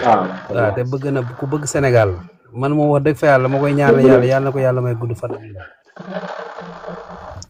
allo en tout cas daal loolu nga wax noonu kese moo ci am allo waaw ñu ngi lay dégg bu baax sam waa ji ma ne wax dëgg fa yàlla sa vidéo yu am sens ngay def gis nga sa bopp dama lay déglu quoi waa baax na ndeysaan allo waaw ñu ngi lay teewlu doom nday allo Ibra daa mel ni sa retour bi neexul foofu de maa ngi lay dégg de wàccal ma jëlaat la da ngay wàcc ma jëlaat la Ibra waa Baye Birane siyaar naa la de lépp jàmm waaw mais bàcc ma sàmm maa lay siyaar Ibra wàccal ma jëlaat la delloo bégge bu baax sama doom nday yaa ngi xanal de bu baax sax kay billaahi doomu bu ñëw bopp ñëwal pare naa fépp ñëwal barke Serigne Bamba mais lépp jaama sant bu baax yow daa mel ni mën naa koy wax yem de daa mel ni ñun ay no tàmbale duñu guddee wàcc de man guddi gi tey ji sax bu waxee dinaa fi yàgg moom bu soobee yàlla moom guddi gi moom laay gën a sawar sax mooy loolu de mais lépp jaama sant bu baax mais maa ngi déglu seen waxtaan macha allah am na solo de soxna si moom macha allah mu ngi def intervention yi macha allah sax macha allah mais daal ndeysaan Samba daal li ma la wax rek daal mooy Sénégal moom ñun réew mu am sens lañu quoi ñun xaw ma xam nañ ko xaw ma xamuñu ko. waaye ku yàlla dimbali. réew mu yàlla dimbali bu yàlla bëgg sax ba mu ñu joxe Seydina Ousmane Sonko mu selle mii. waaw mais parce que xam nga. du neex ñenn ñi nag. tapateel laaj bi mu yëg waay gars yi ñu mën a yaatal bàyyi. parce que nag combat bi li tax ñu ciy ray suñu bopp di boole ko suñu liggéey dañoo bëgg sénégalais yi xam ni dañoo bëgg réew mi baax dañoo bëgg réew mi changé kon tappate leen ko affaire bi am doole ñu waxtaan ko ku bëgg a yéeg wax sa xalaat bàyyi bi daal àggali lii daal xam naa ne moom xam naa ko lool parce que bu dee moo déggee ñu ne depuis 2019 amoon na ko am benn xale boo xam ne amoon nañu contentieux après ñu bàyyi mu sedd waaw maanaam juge boobu noonu ak ñi fa nekkoon ñoo ñëpp dañu war a jàpp parce que ñooñu c'est des criminels comme Pape Cheikh Diallo mi dafa nekk tubaab bi 2005 la fi ne ba tey. tubaab bi 2005 la fi nekk ba tey. 2005 ba tey 2005 la fi tubaab bi ne ba tey. 20 ans la def ci dëkk bi di jël booy di leen former. juge ba ko doon jugé ak xale boobu te moom waale woon gis daal xaw ma te ñu mënoon dina ko faj. après mais juge boobu vraiment kooku waru sax dund quoi. yow parce que yenn yi. yow xanaa déggoo kaawu tey bi lu ko gën a garaaw bi am lu ko booy borom 2 millions 250 mille. ku ko waroon jox. waaw yow benn booy moo dem ba Louga gisante fa ak benn booy promettre ko ni ko suñ tëddee ñaari yoon ma jox la ko mu pare nangu koo fay booy bi jël compte wéefam envoyé ko boppam léegi kooku dem porté ko plainte booy bi ni leen kat dafa séq ak man ñaari yoon bi mu séqee ak man ñaari yoon war maa jox 2 millions loolu noonu bañ ma jël wéefam envoyé ko léegi nag chauffeur bi moo ko yoole chauffeur bi moo dem ba yóbbu leen endroit bi salaam endroit bi ñu nekkoon ñu fekk fa ay bagages bare waaw su ma ko dugalee nag TikTok lu si ëpp da koy dindi moo loolu mooy problème bi mu ngi nii non dëgg la su ma ko dugalee lu ëpp TikTok da koy dindi gis nga seen bagage yaa ngi gis naa ko waaw mais moom daal sawaay réew mi daal man daal wax jàpp naa daal yàlla daal mu ngi teg si loxo réew mi quoi parce que yii yàgg na fi am te kenn daaw ci wax te feeñul yii yàgg na fi am loolu la daan demee yii yàgg na fi am te kenn daaw ci mais nag man jàpp naa ne réew mi moom yàlla mu ngi ciy teg loxo te mu ngi ci yoon parce que vraiment dafa am yoo xam ne dafa ñaaw ci réew quoi dafa ñaaw ci dëkk ça veut dire ñii c'est des criminels dañ leen war a fusiller taxaw leen ran leen tuy doo leen ay bal ba ñu dee barke Serigne Touba Mbacke mooy dëgg ma jëm ci wallaahi bu paree ma jéem a jëm ci dof bi nga def nii dof bi kii xoolal yow gis nga sama vidéo bi gis nga sama vidéo bi gis nga ko sa vidéo bi waaw non tuuti ak seetaan rek Kader teel laa xëy yam ci vidéo bi ni ko yaa gën a xam ni korité gi doo ko korité sa kër barki Serigne Bamba doo korité dama ko wax ni ko yow état bu la bàyyee nga rëcc yow la état dem tijji kaso yi ñëpp dem ñibbi ni ma ko waxee noonu la amee ni ko yow doo fanaan sa kër mais tey nañ ko moo la gën a xam ne du ñibbi kii bu ñibbee mooy kaso bi nga ñibbi déggoo li ma wax kii bu ñibbi woon mooy kaso bi nañ ko ibbi kii mënta ñibbi kii du génn korité ci kaso bi lay korité kii du ñibbi mais Samba Ndiaye nag xam nga ñi lan laay wax si ñoom très sincèrement ñi amuñu métier amuñu liggéey man loolu si ñoom bugaan la de amuñu métier amuñu liggéey bugaan géey dani na de bugaan moo fekk dof yëpp dajale leen si keneen moo ko tay dara daal non Samba Ndiaye parce que yenn yi pour man du dof bëgg lu yomb la xam nga pour man lii du dof bëgg lu yomb la parce que près ab góor bu ne léng ñu toog si télé naa saagal defal te bu te jëdi kaso ça veut dire gis nga góor da ngay jàng ma nga am métier góor da ngay am métier nekk ci na nga war a nekk indépendance sa bopp soxlaaloo doon bàyyi faal dóor waar da ngay nanga gis nga boo indépendance sa bopp ci soos yi da ngay dugg ci terre à terre yi kese mais nag nga baal ma nag fi ñu jaar nag ba am métier yor certificat yombul de ku fa jaar takk bandi ak a jëf non mais góor koy def mais loolu yëfu yombul de góor a koy def de góor a ko mën de muñ boole ko takk sa biir waaw dafa laaj muñ takk sa biir boole lu neex ak lu naqari man waa ji maanaam cuune weesuwul yow tey état génn def conférence de presse dépp waaye moyen yëpp indi ministre de la justice indi ministre de l'intérieur yaa ngi dégg indi ki yor renseignement supérieur daal di indi ki nga xamante ni naa mooy ki yor wàllu force des armées yi ñëw ñëpp ñu toog communiqué ba pare benn xale bu ndaw jàngoo amoo niveau nga toog naan lii lépp ñoom ñoo ko commandité ngir bëgg a takkal Bougane Gueye Dany ak membre opposition bi mais loolu mënoo ko wax di mucc loolu mënoo ko wax di ñibbi sa kër mënta ne loolu ku la ko waxul dalaa ragal te képp ku la défendre état bi ci kawam la jëm ndax day xam ni kat yow yaag waa ji ay commandité ngeen waxante dëgg ñii daal man daal jàpp naa ne ñii amuñu palte amuñu place amuñu métier parce que vraiment ku am métier war nga yow xam nga ni Feuz gel bu ñuul boobu ñu naan Feuz jonn lañ Feuz dañ koy wax xaw ma ku ñuul kooku nañ waxante dëgg kooku ban xam-xam la am ba Bougane Gueye Dany war koo mën a jëlee ci YouTube bi kooku lan la xam waaw kooku lan la xam toog fi dina défendre yow Bougane Gueye Dany rek nga recruter kese koo xamante ni guddi gi mu ngi ci tapoteel live beeg jaayal nag lii lay jar ak yooyu kooku loo koy doyee maanaam Bougane dafa jël mbalit yëpp duy ko xoolal Kader li mu wax ci mbirum góor jigéen yëppi dof yi naan lii crise la boo xamante ni tey ma ne ko ana crise yow ana crise fan la crise am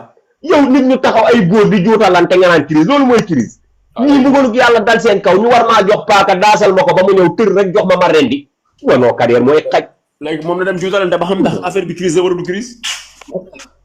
jërëjëf sam waa ji moom na dem juutalante ba xam ndax moom Kader moom dëgg fa yàlla Kader moom dëgg fa yàlla mucc na ci loolu ndax li tax Kader mucc na ci loolu mooy Kader bopp bi moo rëy te amul forme Kader forme bee ñaaw moom mucc na ci la forme non yée bopp bee bis kooku bis boo ko sóoroo doo jóg ci lal bi kooku bopp bi ay ton la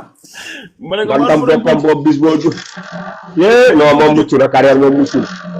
non Kader mucc na góor jigéen mu ñaaw lay doon quoi yow bañ Ousmane Sonko ba xamoo loo war a analyser naan ay des crises de quoi waa ji daal di koy toon mu ko Kader fii crise amutu nga naan crise lan mooy crise ministre de la santé na communiqué waa ji ni mu ko tontu foofu dëgg la di na communiqué wax ci feebar bi ñun loolu lañ wax mais ay crise fan la crise am amu fen de. dof ba xamoo loo war a wax. ña juutalante ñoom ñoo doon juutalante. ma ne ko ñu yow télé boo xamante ne coow lu am kenn du la xalaat kenn du wax ak yow coow lu am duñ la xalaat. billaay wallaay billaay. loolu mooy la. non mais mooy loolu mooy gars yi day xam nga bañ réew mi dafa doon réew moo xamante ne nii man daal li may wax mooy ba gis nga ñi il faut ñu teg leen si yoon ñii si ñi boo leen tegul ci yoon. c'est que ñi boo leen tegul si yoon dañuy génn booy no xoleen man moom loolu laa déggoo li ma la wax de. xam nga keroog maa ngi la koy wax mais déggoo ma. waaw maa ngi la koy waxaat di la ko wax gis nga métier mi ñu nekk muy métier téye barke Serigne Touba dañoo war a toog ñun ñëpp communiquer waat waxtaan si. mooy dëgg lu ma naqari da ci am. sama gars yi tapotel leen ñu laaj bi de yow sa waay ji seetlu rek sa waay man barki yàlla même man téer yi ma xam ñu bañ nguuru Bassirou Diomaye Diakhar Faye bi sax ñu ci ëpp dañuy ñawal góor jigéen yi ñi ma ci xam ñëpp ay xoolal dañ leen a xam bu baax maanaam tey góor jigéen da nga ko wax ñenn ñi naan laan ay li nga wax risque la déri déedéet maanaam tey jii nii loolu noonu du problème dañoo xamante lii dafay yàgg ñu yàggale ci milieu bi dañoo amul woon fu ñu ko alerté mais bu état ñëwee rek dañu ci dooleel dañ koy wax. billaay dañ koy wax mais góor jigéen si téyeer yi la ëpp ku ko wax kat dee man kii téyeer la man téyeer laa mu ngi ñëw maa ngi ñëw mais dafa bari ci suñu métier da nga koy wax te dund dafa bari doo dee da nga koy wax te dund dafa bari parce que Serigne Touba Mbacke téyeer yi dafa bari góor jigéen man neexuma li may wax ni seetlu sama xol mais dama cee mer ndax téyeer yi boo bari góor jigéen ay càppataat yu bon a bon sax mais man nag keroog xam nga wala xalaat naa joxe si benn live waaw keroog daal xamal naa joxe si benn sama xalaat waaw man daal nee naa booy mujj léegi xam nga lu ñu leen war a jongale paaka la ñu war a wut jongal leen quoi paaka déedéet xam nga nu ñu war a def maanaam booyu nooyu yëpp état ramasse yëpp yóbbu leen ba xel koom bu nawet jotatee sëñ Saliou def ñu defal leen travaux forcé par force ñu bayal ndonga daara yi mooy dëgg ñoom ñëpp ñu bayloo leen ba seen taati tàng di jër ñu leen fay dërëm bale ñu ñibbi dëgg yàlla man daal vraiment man affaire bi xool wëlbati gauche wëlbati droite daal vraiment sama xalaat daal en tout cas xam naa daal sama xel am na sama benn waay boo xamante ne xam naa ne fan yi daf may topp ndax téyër la mais li may wax da koy dégg bu baax fu ma ne dama koy wax état bi ngeen bañ ni du ngeen ko encouragé lenn waralu ko yéen ñi nga xam ne si milieu ñaaw ngeen nekk mooy lenn sonal gi ñu sonal góor jigéen yi kese tar góor jigéen yi dañ daan ñëw di leen indil ñaw di leen fay ay ñaw 50,000 ay dugub joor ay 60,000 ay lu ko ëpp dañ leen ko daan fay di leen neexal di leen may lu nekk léegi nag nguur gi ñëw may ñu góor jigéen yi dara nguur gi moom da ngay dëgër këcc ñoom moom bañ leen ko seen bëggul jigéen leer na ku ne yaa ngi sa ñaari jabar dem leen ngeen jëli ci xale yi ngeen ruuj seen tool yi dem leen dagg ji boobu xale yu jigéen yi góor man góor day bëgg jigéen parce que mais nan la mais man góor xam lu mu bëgg ci góor quoi man vraiment ba affaire bi daal boo bëggee dégg tourné naa xool xalaat vraiment man vraiment affaire bi daf maa sax dépassé parce que yii man doo comprendre daal parce que vraiment dañ leen war a rey mu jeex quoi teew li gën a bon da ngay wax ak benn nit mu naan laan ay affaire da état bi bañ fi ñëwee ba tey ay problème la ñuy réglé man leen léegi lan ngeen bëgg ñu bàyyi góor jigéen ñu dem bu ngeen bëggee ñu ba góor jigéen yi rek wax leen ba xam góor jigéen dañ koy gis di ko bàyyi ci gàncax gi ak sida bii ni muy law yow état bu ñëw dina jàppal ay góor jigéen lan nga bëggati dañuy yabaate yow état boo xam non Samba boo dee xool maanaam boo dee xool réewu hypocrite ba ngay ñëw ba Sénégal nga daaj fi bon ci lu bon nañuy xëy ci lu bon nañuy gont attention de maanaam gis nga Sénégal Birane attention de ñoom criminalisation bi dem nañ ba xam ni bëgguñu ko de ndax xam nañ ni bis bu criminalisation amee ak nii gars yi jàppee góor jigéen gars yi dinañ fi def ay mandat ndax sénégalais yi ñoo leen di soutenir ndax liñ bëggoon lépp defal nañ leen moo tax ñoom déggatoo ñu communauté si de bëggatuñu ko daan def ku la jàpp tëj la 30 ans wala 40 ans mu jeex tàkk non mais lii parce que ñii liñ def ñi ay Pape Cheikh Diallo 30 ans wala 40 ans jeex na ñii c'est des ñii ay reykatu nit lañu ñii ay reykatu nit lañu ñii moom c'est des criminels maanaam kii sàcc milliard ak kii rey nit ñoo yem rek parce que kii ñii c'est des criminels imagine toi nga amee VIH ñi ñoo gën a bon sax ñi ñoo gën a bon sax ñu sàcc ay milliards parce que ñu sàcc ay milliards rayuñu seen jeunesse su dëkk rayuñu mais ñaata crime la ñu def waay bari na li ma lay wax nii bàyyi leen si xel bu leen neexee théâtre kat yi bëgguñu nguuru Bassirou Diomaye Diakhar Faye jeeg Ousmane Sonko woykat yi bëgguñu nguur gi yaa ngi dégg mbëru làmb yi bëgguñu nguur gi yaa ngi dégg fecckat yi bëgguñu nguur gi bongo maa ni bëgguñu nguur gi ñan ñoo ko bëgg mooy ndaw ñi nga xamante ni dañuy daan doole chaque jour bëgguñoo topp ci ginnaaw kenn ñooñu kese leen bëgg ak kaaw ni nga xam ne na leen bitim réew sedd bi di leen bëgg a rey ñu sonn bitim réew bëgg a ñibbi seen réew ay ñu wow comme xeeree leen bëgg mais booy xool ñi leen bañ ñëpp ñu gën a nooy ñoo leen bañ ak ay nit ñoo xam ne seen dund gi duñ si mës a tekki genre Modou Fall yambar yi nga xam ni wër di fen rek lañ fi nekkee ñoo bañ nguur gi gis nga dafa am benn copain après du ma la discuter benn jour quoi mu ñëw sama atelier ñu toog ñuy waxtaan mu naan non yéen seen nguur gi nii kërëb commencé wax mu nekk booy ma commencé non man dama naan toog xam nga affaire yi di ma dal quoi mu nekk wax bu dëgg yàlla man ne ko man moom très sincèrement masuma toog dara di ma dal bu dul sama atelier bi toog ñëw door sama waar mu naa ma ne ko dara masuma dal bu damay saa yu ma xëyee mu naa ma ne ko maa ngi door sama waar nguuru Macky Sall ak nguuru Diomaye Faye moo ci yem bu ma xëyee damay ñëw liggéey mais comme da nga naan toog mu naa ma ne ko loolu moo def problème moo tax yow waa ji yow li nga wax ni maag waa ji léegi loolu lañ ñarante salaamaaleykum mu naan man ay affaire la waaw nguur gi defuñu fi dara ma ne ko nag may poser benn point mu ne ma noo bari na lañ wàññi woon lépp gars yi delloo nañ ko si ma ne ko parce que yéen la parce que yéen yéenay topp borom bitiki di leen leb tey dañ leen ni dee leen signalé ngeen bañ leb gi ngeen di leb ma ne ko lan moo tax problème oto yi borom oto yi génn ñu naan borom gasoil nangu ñoo wàññi parce que xam nga tax borom oto du leb borom gasoil day ñëw ñu duyal ko mu dem mais yéen yéen a topp pël Fuuta yi di leen di leb ñu ne ngeen leen a boole man leen nag loolu responsabilité état la ndax dafa war a def ay suivi ñëw def contrôle fexe njaay mi yam fa mu yamoon ciment bi tamit yéen kese la parce que yéenay jënd ciment bi stocké ko naan daa manqué di ko jaar ci même prix bi parce que li xew xam nañ ko parce que bànqaas bi ngeen koy def parce que li waral mu seer mooy da ngay jël kër dénk ko nit kooku nga ko dénk mu bëgg a am dara ci ciment bi kooku moo jël ciment bi da ko jaay yow borom kër gi ni la ton bi dafa seer nga ne bitim réew mu la koy jaay di la ko tabaxal sa kër te day fen maa leen wax lii non mais dëgg la li nga xam ni moom billaahi li nga xam ni moom maanaam Sénégal ñu ne ñoo amul habitude di dénoncer gis nga prix njëkk yi amul kenn kuy dem sa usine ciment ba di fa jënd ciment lu dul prix bi ko état fixé ñoom ñi koy jaayaat ñoom si boppam ñooy nax borom kër yi prix njëkk yi bi mu amee bi mu njëkkee am dafa am benn boutique bu pël Fuuta bu nekk sama koñ léegi après ñu ñëw sama soxna ñëw na ma xam ne temps la koy jaay quoi maanaam wàññiwul mais xoolal dafa am benn gaan boo xam ne sama mbokk patriote la dama ko woo téléphone ma expliqué suñu groupe WhatsApp kii bi département Rufisque bi ma fexe ba am numéro vert bi quoi ma dem ba ci gaan bi ma ne ko lii ñaata nga koy jaayee mun a temps ma ne ko lii wàññi nañ ko mu ne ma noo wàññi ma ne ko wàññi nañ ko mu wax ma duggaat ci groupe bi laajte gars yi après ñu ne ma wàññi nañ ko ba jox ma tarif ma demaat ba ci moom ma ne ko lii wàññi nañ ko ñu essayé ma ne ko xoolal gis nga boo def loolu ma ne ko numéro vert bi laay woote bu ma déggee ñu ngi yokk numéro vert bi laay wootee mais sa waay après da ko mujj mais xool prix boobu ñu ko wàññi moom la ko bëggoon def xam nga maanaam nag Birane Ousmane Sonko tamit dañoo war a wax ak moom Serigne Gueye Diop dafa defatul dara ci état bi Serigne Gueye Diop dañ koo war a dàq moom ak ministre de la santé defuñu dara ci état bi dañ leen a war a dàq liggéeyuñu nañ waxante dëgg Serigne Gueye Diop ba mu fi toogee ba tey yaa ngi dégg mooy wàllum commerce bii nii Serigne Gueye Diop ay dara lay sol di sànce kooku dina la wàccal ci terrain bi Serigne Gueye Diop defu fi dara dem ba toog naan ay affaire day leen signaler seen borom bitig yi te yow ñu indi fi 1000 volontaires waxoon fi bitigu Sonadis 2 ans et demi Serigne Gueye Diop amul résultat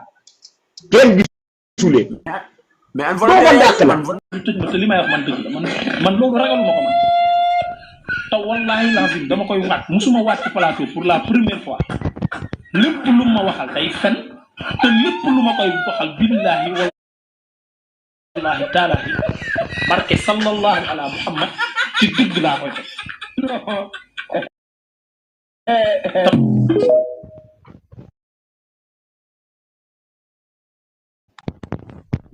xam ngeen ni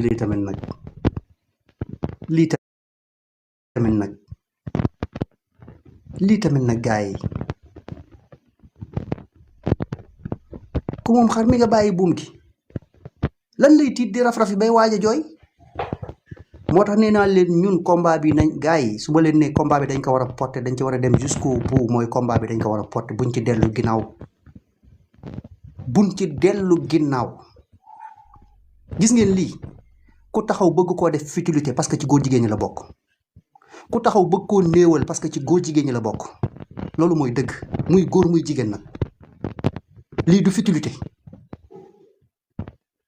yéen xam ngeen risque yi nga xamante ni moom la réew mi di courir instant yi nii est-ce que xam ngeen ko est-ce que yéen comprendre ngeen li nekk di xew fi mu nekk nii Miranda ziada la est-ce que comprendre ngeen lii nekk di xew fi mu nekk nii ñenn ñi bëgg a jël affaire bi bëgg ko néewal ñenn ñi naan la non non nañu mais attendez est-ce que yéen vous comprenez la situation actuelle mais l'heure est grave hein l'heure est grave kon ñun li war a nekk suñu rôle mooy ñu soutenir les enquêteurs parce que lobby yi ñu ngi derrière pression bi gars yi attanatuñ pression bi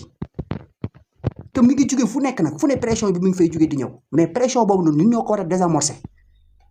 ñun ñoo war a désamorcer pression bi moo tax ñu bëri ñu ngi ci réseau yi ñenn ñi ñu ngi leen di menacer ñenn ñi ñu ngi leen di proposer xaalis pour bañ ñu wax ci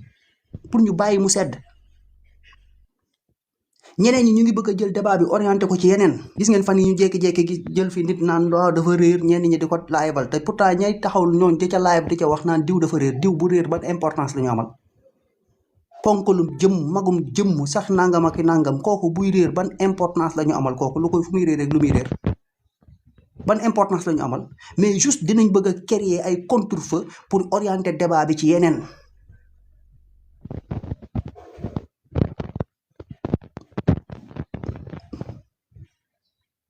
mais lii dañ ci war a taxaw enquête bi continuer képp ku ci bokk ba koo mënti doon ak loo mënti doon na leer lan la fekk fa nga nekk na génn Pape Cheikh bu fekkee dafa bañ a citer ay tur parce que moom porte la boo xamante ni dina permettre yeneen ponkal daanu buñ koy masse courant sax nañ ko masse courant mu wax man foofu laa nekk lii waruñu ko bàyyi mu jàll lii waruñu ko bàyyi mu jàll warul am libération sànq wax naa leen ko sànq ci sama bi ma njëkkee taal sànq dañu signalé ko ba mu redémarré waat live bi li mu bind gis ngeen ko ñi jotoon a nekk ci live bi gisoon nañ ko dama koy tegaat fii ngeen liiraat ko li nga xam ne tey li wàccaat ci enquête bi libération bind ko tey dama leen koy tegaat fii ngeen liir ko liiral ko seen bopp yéen xam ngeen mbir mi dayo bi fi mu egg yéen danger bi mu mais vous ne comprenez pas que l'heure est grave hein? L'heure est grave et très grave même Sénégal ñu bëri fi mu nekk ni ñu ngi ci biir kër yi di wéyaale doomu jàngoro bi tax xamuñu ko yëguñu ko ñenn ñi ñu ngi yor seeni doom ay moins de 10 ans fekk dugal nañ leen doomu jàngoro bi yàq nañ leen bu yàgg ci àll bi te yëguñu ko xamuñu ko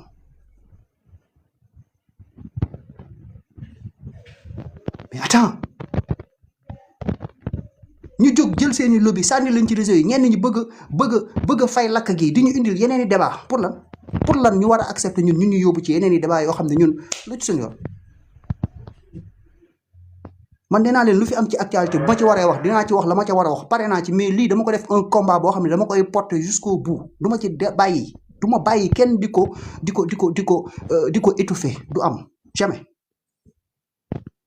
lii kenn du ko étouffer jóg ngeen ak seeni lobby jóg ngeen ak seen yenn influenceurs ñi nga xamante ni mosu ñooy wax ci Sénégal pour lu koy jagal ak lu koy defar tey jii ñoo bëgg a jël débat bi di ko orienté bëgg ñoo indi ci ay waxu non débat wu sentiment ay débat wu sentiment gis naa ci borom je ne sais pas bëgguma sax parce que bëgguma waxee noo xam damay mel ni koy xas nit ki mais xam ngeen ki may wax ki nga xamante ni am na fa ay jamono moom moo fi doon jël ay xale yu jigéen di leen woo di leen jiima arnaqué di leen gëmloo ni moom mooy Kocc ba nu jàppoon ko ci kaso bi ñu libéré ko fi sous contrôle judiciaire mu daw génn Sénégal boobu la fi mujjee dugg gis naa ko muy jiima dox nit ñi ci émotion di jiima weddil nit ki naan non nit ki Sénégal nangam c'est que c'est-à-dire yéen ñëpp gis ngeen ko vous l'avez vu réseau yi moom lu fi xew gi gaa yaa ngi koy gis lu fi xew yéen a ngi koy gis ñoom ñëpp ci lobby la ñu nekk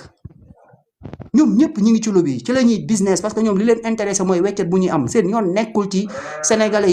yi li leen di dal ak li leen di menacé xaaral ma teg ko fii ngeen liiral ko en attendant may dugalaale ay publicité paleel ma fi yow. te dégg naa ñoom seen biir dañ daan kon sama gel waaw parce que ànd nañ fu ne. yéen a xam de. man bu ma ko doonee rek Ahmed Aïdara sama gel loolu parce que dañoo ànd fu ne waaw xaw ma ku muy wax waaye moom nag man même man buñ ne man la moom na def la tuuba mu nekk man parce que du set mais moom tuddagul benn tur comme ni nga wax waaw bu mu ko def nag kuy mbokkam na ko conseillé bu mu ko def man parce que man ragaluma déggoo li ma la man diffamation ma bu yàlla rek laa ragal man ragaluma ñu woo ma enquête aw ma preuve ñu tëj ma te li may wax man dëgg la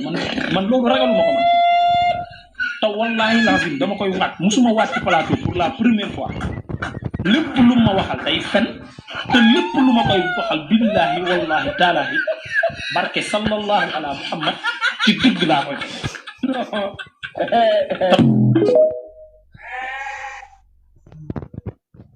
te dégg naa ñoom ci seen biir dañ doon baraanante ndax xam nga Djiby Dramé moo nangu faru Pape Cheikh Diallo xam nga loolu waaw loolu lañ wax ci des xibaar yi loolu la génn Djiby Dramé ci boppam nee na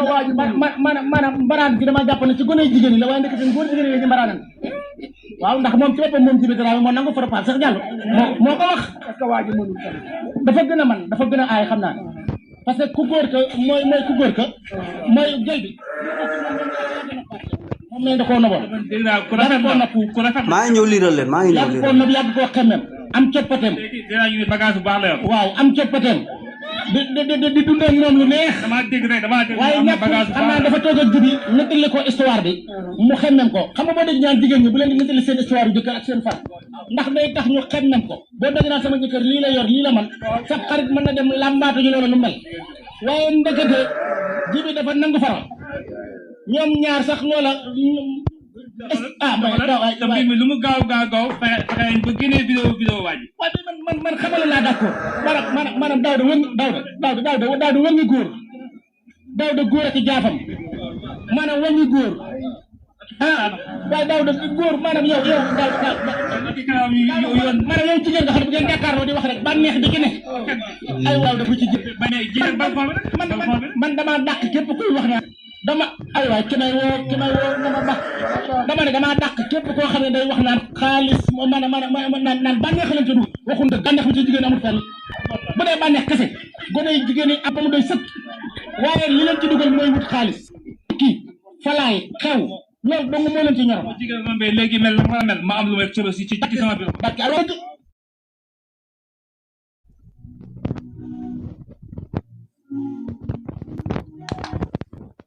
suma may ma ñàkk ambassadeur góor jigéen ñi man làkkatuuma nëbbatuuma te man ku ma xam na ma ci am fit xam na ma ci sincère xam na ci mën sama nit dama ne coow leen ay da jong dama bëgg mu dakk tay wala loolu ay sa xam dinaa leeral sa diggante li nga fàtte yàlla bàyyi ba soo leen fekkantee kër am mooy sama digg la sëy boobu nga nangu la nga def lu tilim def lu kay dinaa la leeral la ba leeral la waa Pape Cheikh Diallo lan la seqoon ak Alassane Mbaye wala lan la seqoon Cheikh Diop ba Cheikh Diop Alassane Mbaye récupéré ko Pape Cheikh Diallo mere ci Alassane Mbaye ñoom ñaar ba fu ñu fekkante kenn du tudd sa morom lan la lu xew foofu ci diggante boobu man ngeen maa dimbali lu fa xew Omzo moo wax de Omzo góor jigéen bu mag bi jeeg bu mag bi ki nga xam nee na moom bu weesoo mañang kase moom mooy patron bi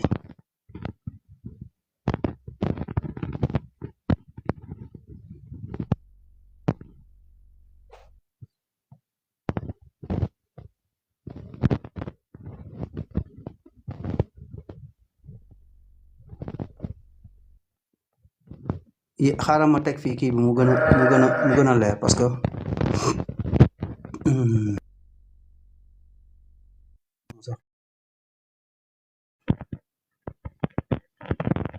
ok waaye mi ngi nii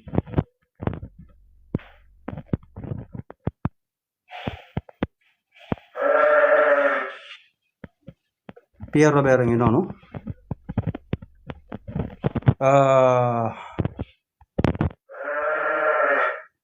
xam nga ci journal Libération dafa am appellation boo xamante ni moom lañ koy woowee dafa am appellation boo xamante ni moom lañ koy woowee léegi nag nga dem tuuti ma balancé waa ji gars yi tapoté leen live bi nag s'il vous plaît ah tapoté leen live bi parce que tamit foo ngeen tapoté live bi tapoté leen live bi s'il vous plaît tapoté leen live bi au maximum gars yi ah voilà parce que comme dafa am appellation bu ñu koy woowee après ci le journal Libération wax ni voilà c'est sous cette appellation que Pierre Robert a dirigé entre au moins 2015 et 2025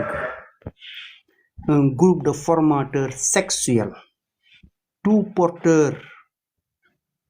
du mu ngi noonu damay bañ dugal ko ci live bi fii parce que des fois TikTok day bañ genre terme yooyu voilà mu ñu la est chargé de former au nangam chargé de former sa wolof ziar nañ la chargé de former au SEXE des enfants de la rue ou issus de familles très pauvres et des talibés avant de les livrer à des clients dégg ngeen bu baax est-ce que dégg ngeen bu baax wala ma liiraat côté ma liiraat partie boobu noonu maanaam ci appellation boobu noonu ci appellation bi ko Libération tuddee nee na maanaam ci kaw loolu moom Pierre Robert ci la jiite maanaam entre 2015 ak 2025 bii benn groupe boo xamante ni ay formateur lañu lu jëm ci wàllum baane saa olof bu fekkee yaa ngi foofu ci suuf defe naa loolu la fa demee lu jëm ci wàllum baane ñépp nag dañoo amoon doomu jàngoro boobu noonu muy jàngoro bu bon bi ñoom nag lañu chargé wu woon mooy di former ay ndaw yoo xam ni dañu leen di fekk ci mbedd mi ak ay ndaw yoo xam ni maanaam seen situation wu parents yi demewut noonu maanaam dañu nekk ci situation boo xamante ni xëy na am gaag yan war a kii ak yooyu demewut noonu ñu ni ñooñu lañ doon jël di leen dajale di leen former balaa ñu leen di leen jébbal di leen livrer maanaam marchandise mi balaa ñu ko livrer dinañ leen jël ñoom ñiy former ñi nga xam ne ñoom ay magum jëmm lañu maanaam ñooy jàpp xale yooyu noonu xale yu góor yooyu yi nga xamante ni ay taalibe lañ ñu ramassé leen ci mbedd mi ñeneen ñi ci des ñu nekk ay xale yoo xam ni dañu jóge ci ay famille yoo xamante ni dañu xaw a néew doole ñooñu la ñuy dajale ñoom formateur yooyu kenn ku ci nekk am na ay groupe ndaw yooyu dajale jàpp leen di leen yàkkataan ba ñu miin mbir mi suñu miinee mbir mi te ñi leen di jàpp di leen yàkkataan pour former leen ci loolu ñooñu dañuy amee doomu jàngoro bi bu ñu leen ci former yàkkataan leen ci ba ñu miin mbir mi ba ñu mokkal ci lañ leen di nag soog a dem livrer ji parce que ñoom dañuy livrer ji ñu dem livrer ji mbir mi ci clients yi dañu am ay clients yoo xam ne ñoom la ñuy jébbal xale yu ndaw yooyu livrer leen ko ñoom ngir ñoom it ñu mën cee jëfandiku foofu leer na ci wolof léegi mu ni lors de ses séjours au Sénégal le patron organisait dans une villa à Saly des soirées dont le menu était des enfants défavorisés détournés par les formateurs OSEXE puissent filmer et abuser par ses invités dégg ngeen de dégg ngeen loolu ma liiraat ko lors de ses séjours au Sénégal le patron organisait dans une villa à Saly des soirées dont le menu était des enfants défavorisés détournés par les formateurs OSEXE puis filmés et abusés par des invités maanaam kii di Pierre Robert bu doon ñëw Sénégal wal fee séjourné fan yim fiy def indaale ay invité am bu ñu ñëwee ci benn kër bu mu doon loué fële ca Saly ci Petite Côte bi Saly ku ne xam na Saly fële ca Mbour formateurs yi nga xam ne formé woon nañu ndaw yooyu nga xam ne c'est entre 10 ans et moins de 10 ans soirée boobu menu soirée parce que ñun ñëpp xam nañ ni soirée moom menu bi dañ naan am na je ne sais pas nu ma koy mën a tuddee ay méchoui wala ay pizza wala ay burger wala ay yeneen ak yeneen plat ba ci suppu kànja ñu ne menu bi la lu ñu war a consommer la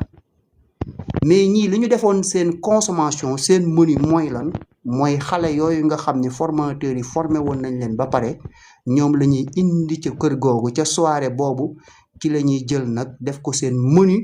di ci abusé wu maanaam di ci xéewlu bu baax a baax ba na boole ceeg nag jël ko di ko filmer foofu leer na ñu ne la nag léegi ñooñu cueillis aux Almadies dans un appartement que Pierre Robert continuait de payer même en prison déglu leen bu baax de cueillis aux Almadies dans un appartement que Pierre Robert continuait de payer même en prison le formateur Ahmed jàpp leen tur wi de le formateur Ahmed Lo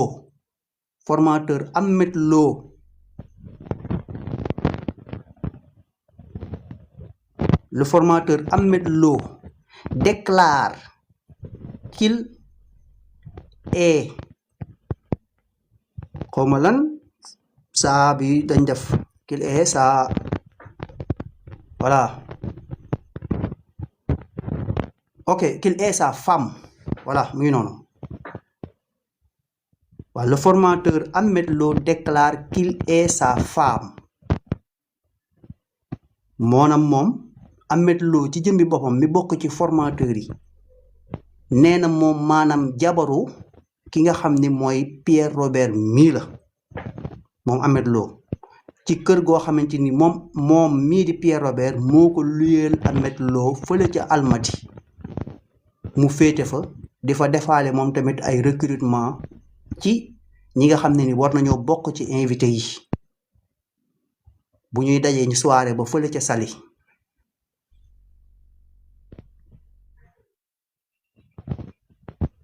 moom Ahmed Lo boobu nag ñu ni il était retrouvé avec 7 garçons recueillis par le réseau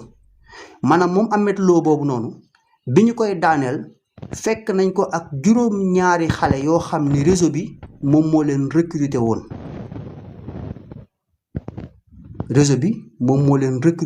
ngir ñu mën leen a former ci wàllum yàkkataan boobu dégg ngeen da ñu ñëwaat ci beneen formateur ñu ni le formateur Malick Sène Gueye jàpp leen de le formateur Malick Sène Gueye intercepté à Ouakam ses robes retrouvées lors d'une perquisition ces robes parce que dañ def ces 3 points de suspension yi robe retrouvée lors d'une perquisition moom ci kenn ci formateur yi di Malick Sène may la ma lijjanti muus yi tapoter leen partager ba xeex ak ñoom.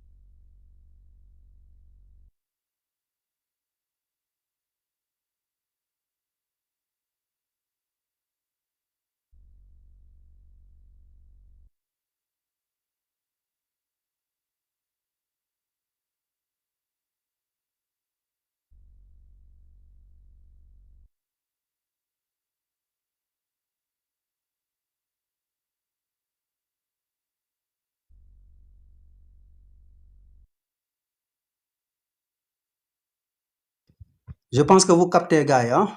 maa ngi jégalu je pense que vous captez voilà continuez de tapoter au maximum s'il vous plaît je pense que vous captez ñu ngi yemoon fan ci kan ci beneen formateur bii di Malick Sène Gueye moo ki ne intercepté fële ca Wakaam maanaam moom bi ñu ko jàppee moom Malick ci perquisition bi nga xamante ni ñoom gendarmerie def nañ ko wala li di police parce que leeraluñ ñu ñoo def perquisition bi fekk nañ ko maanaam ak ay robe fekk nañ ko ak ay robam waaw naa moom mooy robe yi muy xamante ni bu gaa yi kii ci lay défilé woog di ci def affaire am dégg nga léegi ñu ni léegi surnommé Babacar Siwiti par Pierre Robert dans ses messages interceptés maanaam moom mii di Malick Sène Gueye Pierre Robert mu ngi koy surnommé attends non attends maa ngi jaawale dañu wax ni surnommé Babacar Siwiti par Pierre Robert dans ses messages interceptés léegi kii la mooy Biram Senghor avait pour mission d'initier des petits OSEXE maanaam kii di Biram Senghor moom la Pierre Robert doon dàkkantale Babacar Siwiti maanaam moom mission moo nekkoon ki doon initier bi mooy initier xale yi ndaw yi ci li nga xamante ni moo jëm ci wàllum baane boobu noonu d'accord moom moo leen nekkoon initiateur bi moo leen doon initier waaw bu ñuy former moom mooy initier waaw kay léegi nag mu amaat ñu ni Babacar Diallo un autre formateur au sexe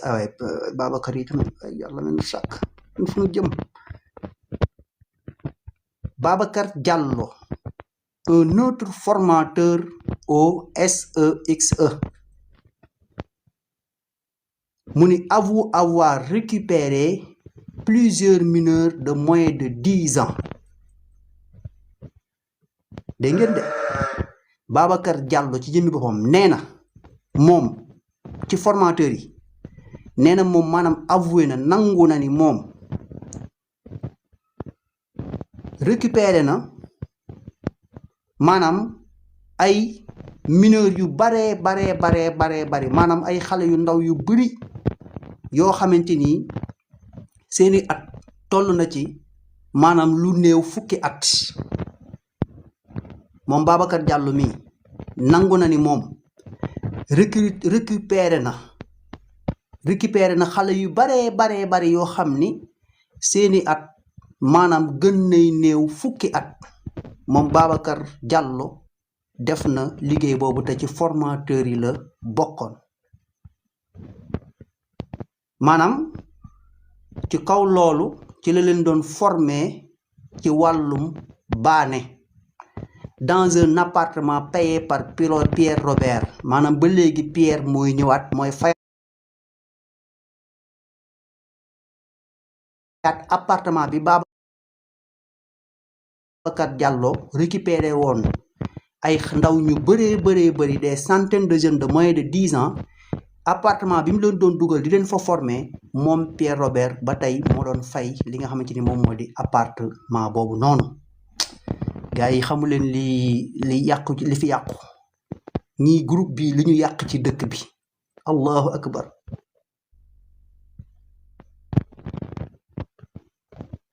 léegi nag moom Babacar Diallo boobu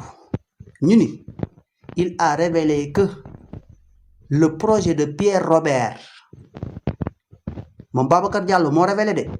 nee na le projet de Pierre Robert était d'implanter à Dakar un centre de formation OSEXE pour les enfants détournés par le réseau maanaam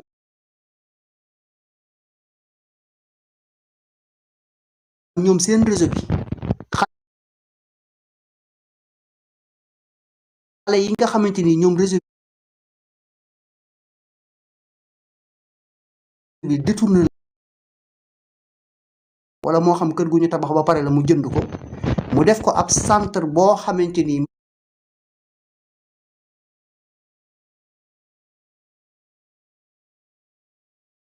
maanaam pour ñu fay former xale yi nga xamante ni tey ñoom la ñuy par le doyen des juges après l'ouverture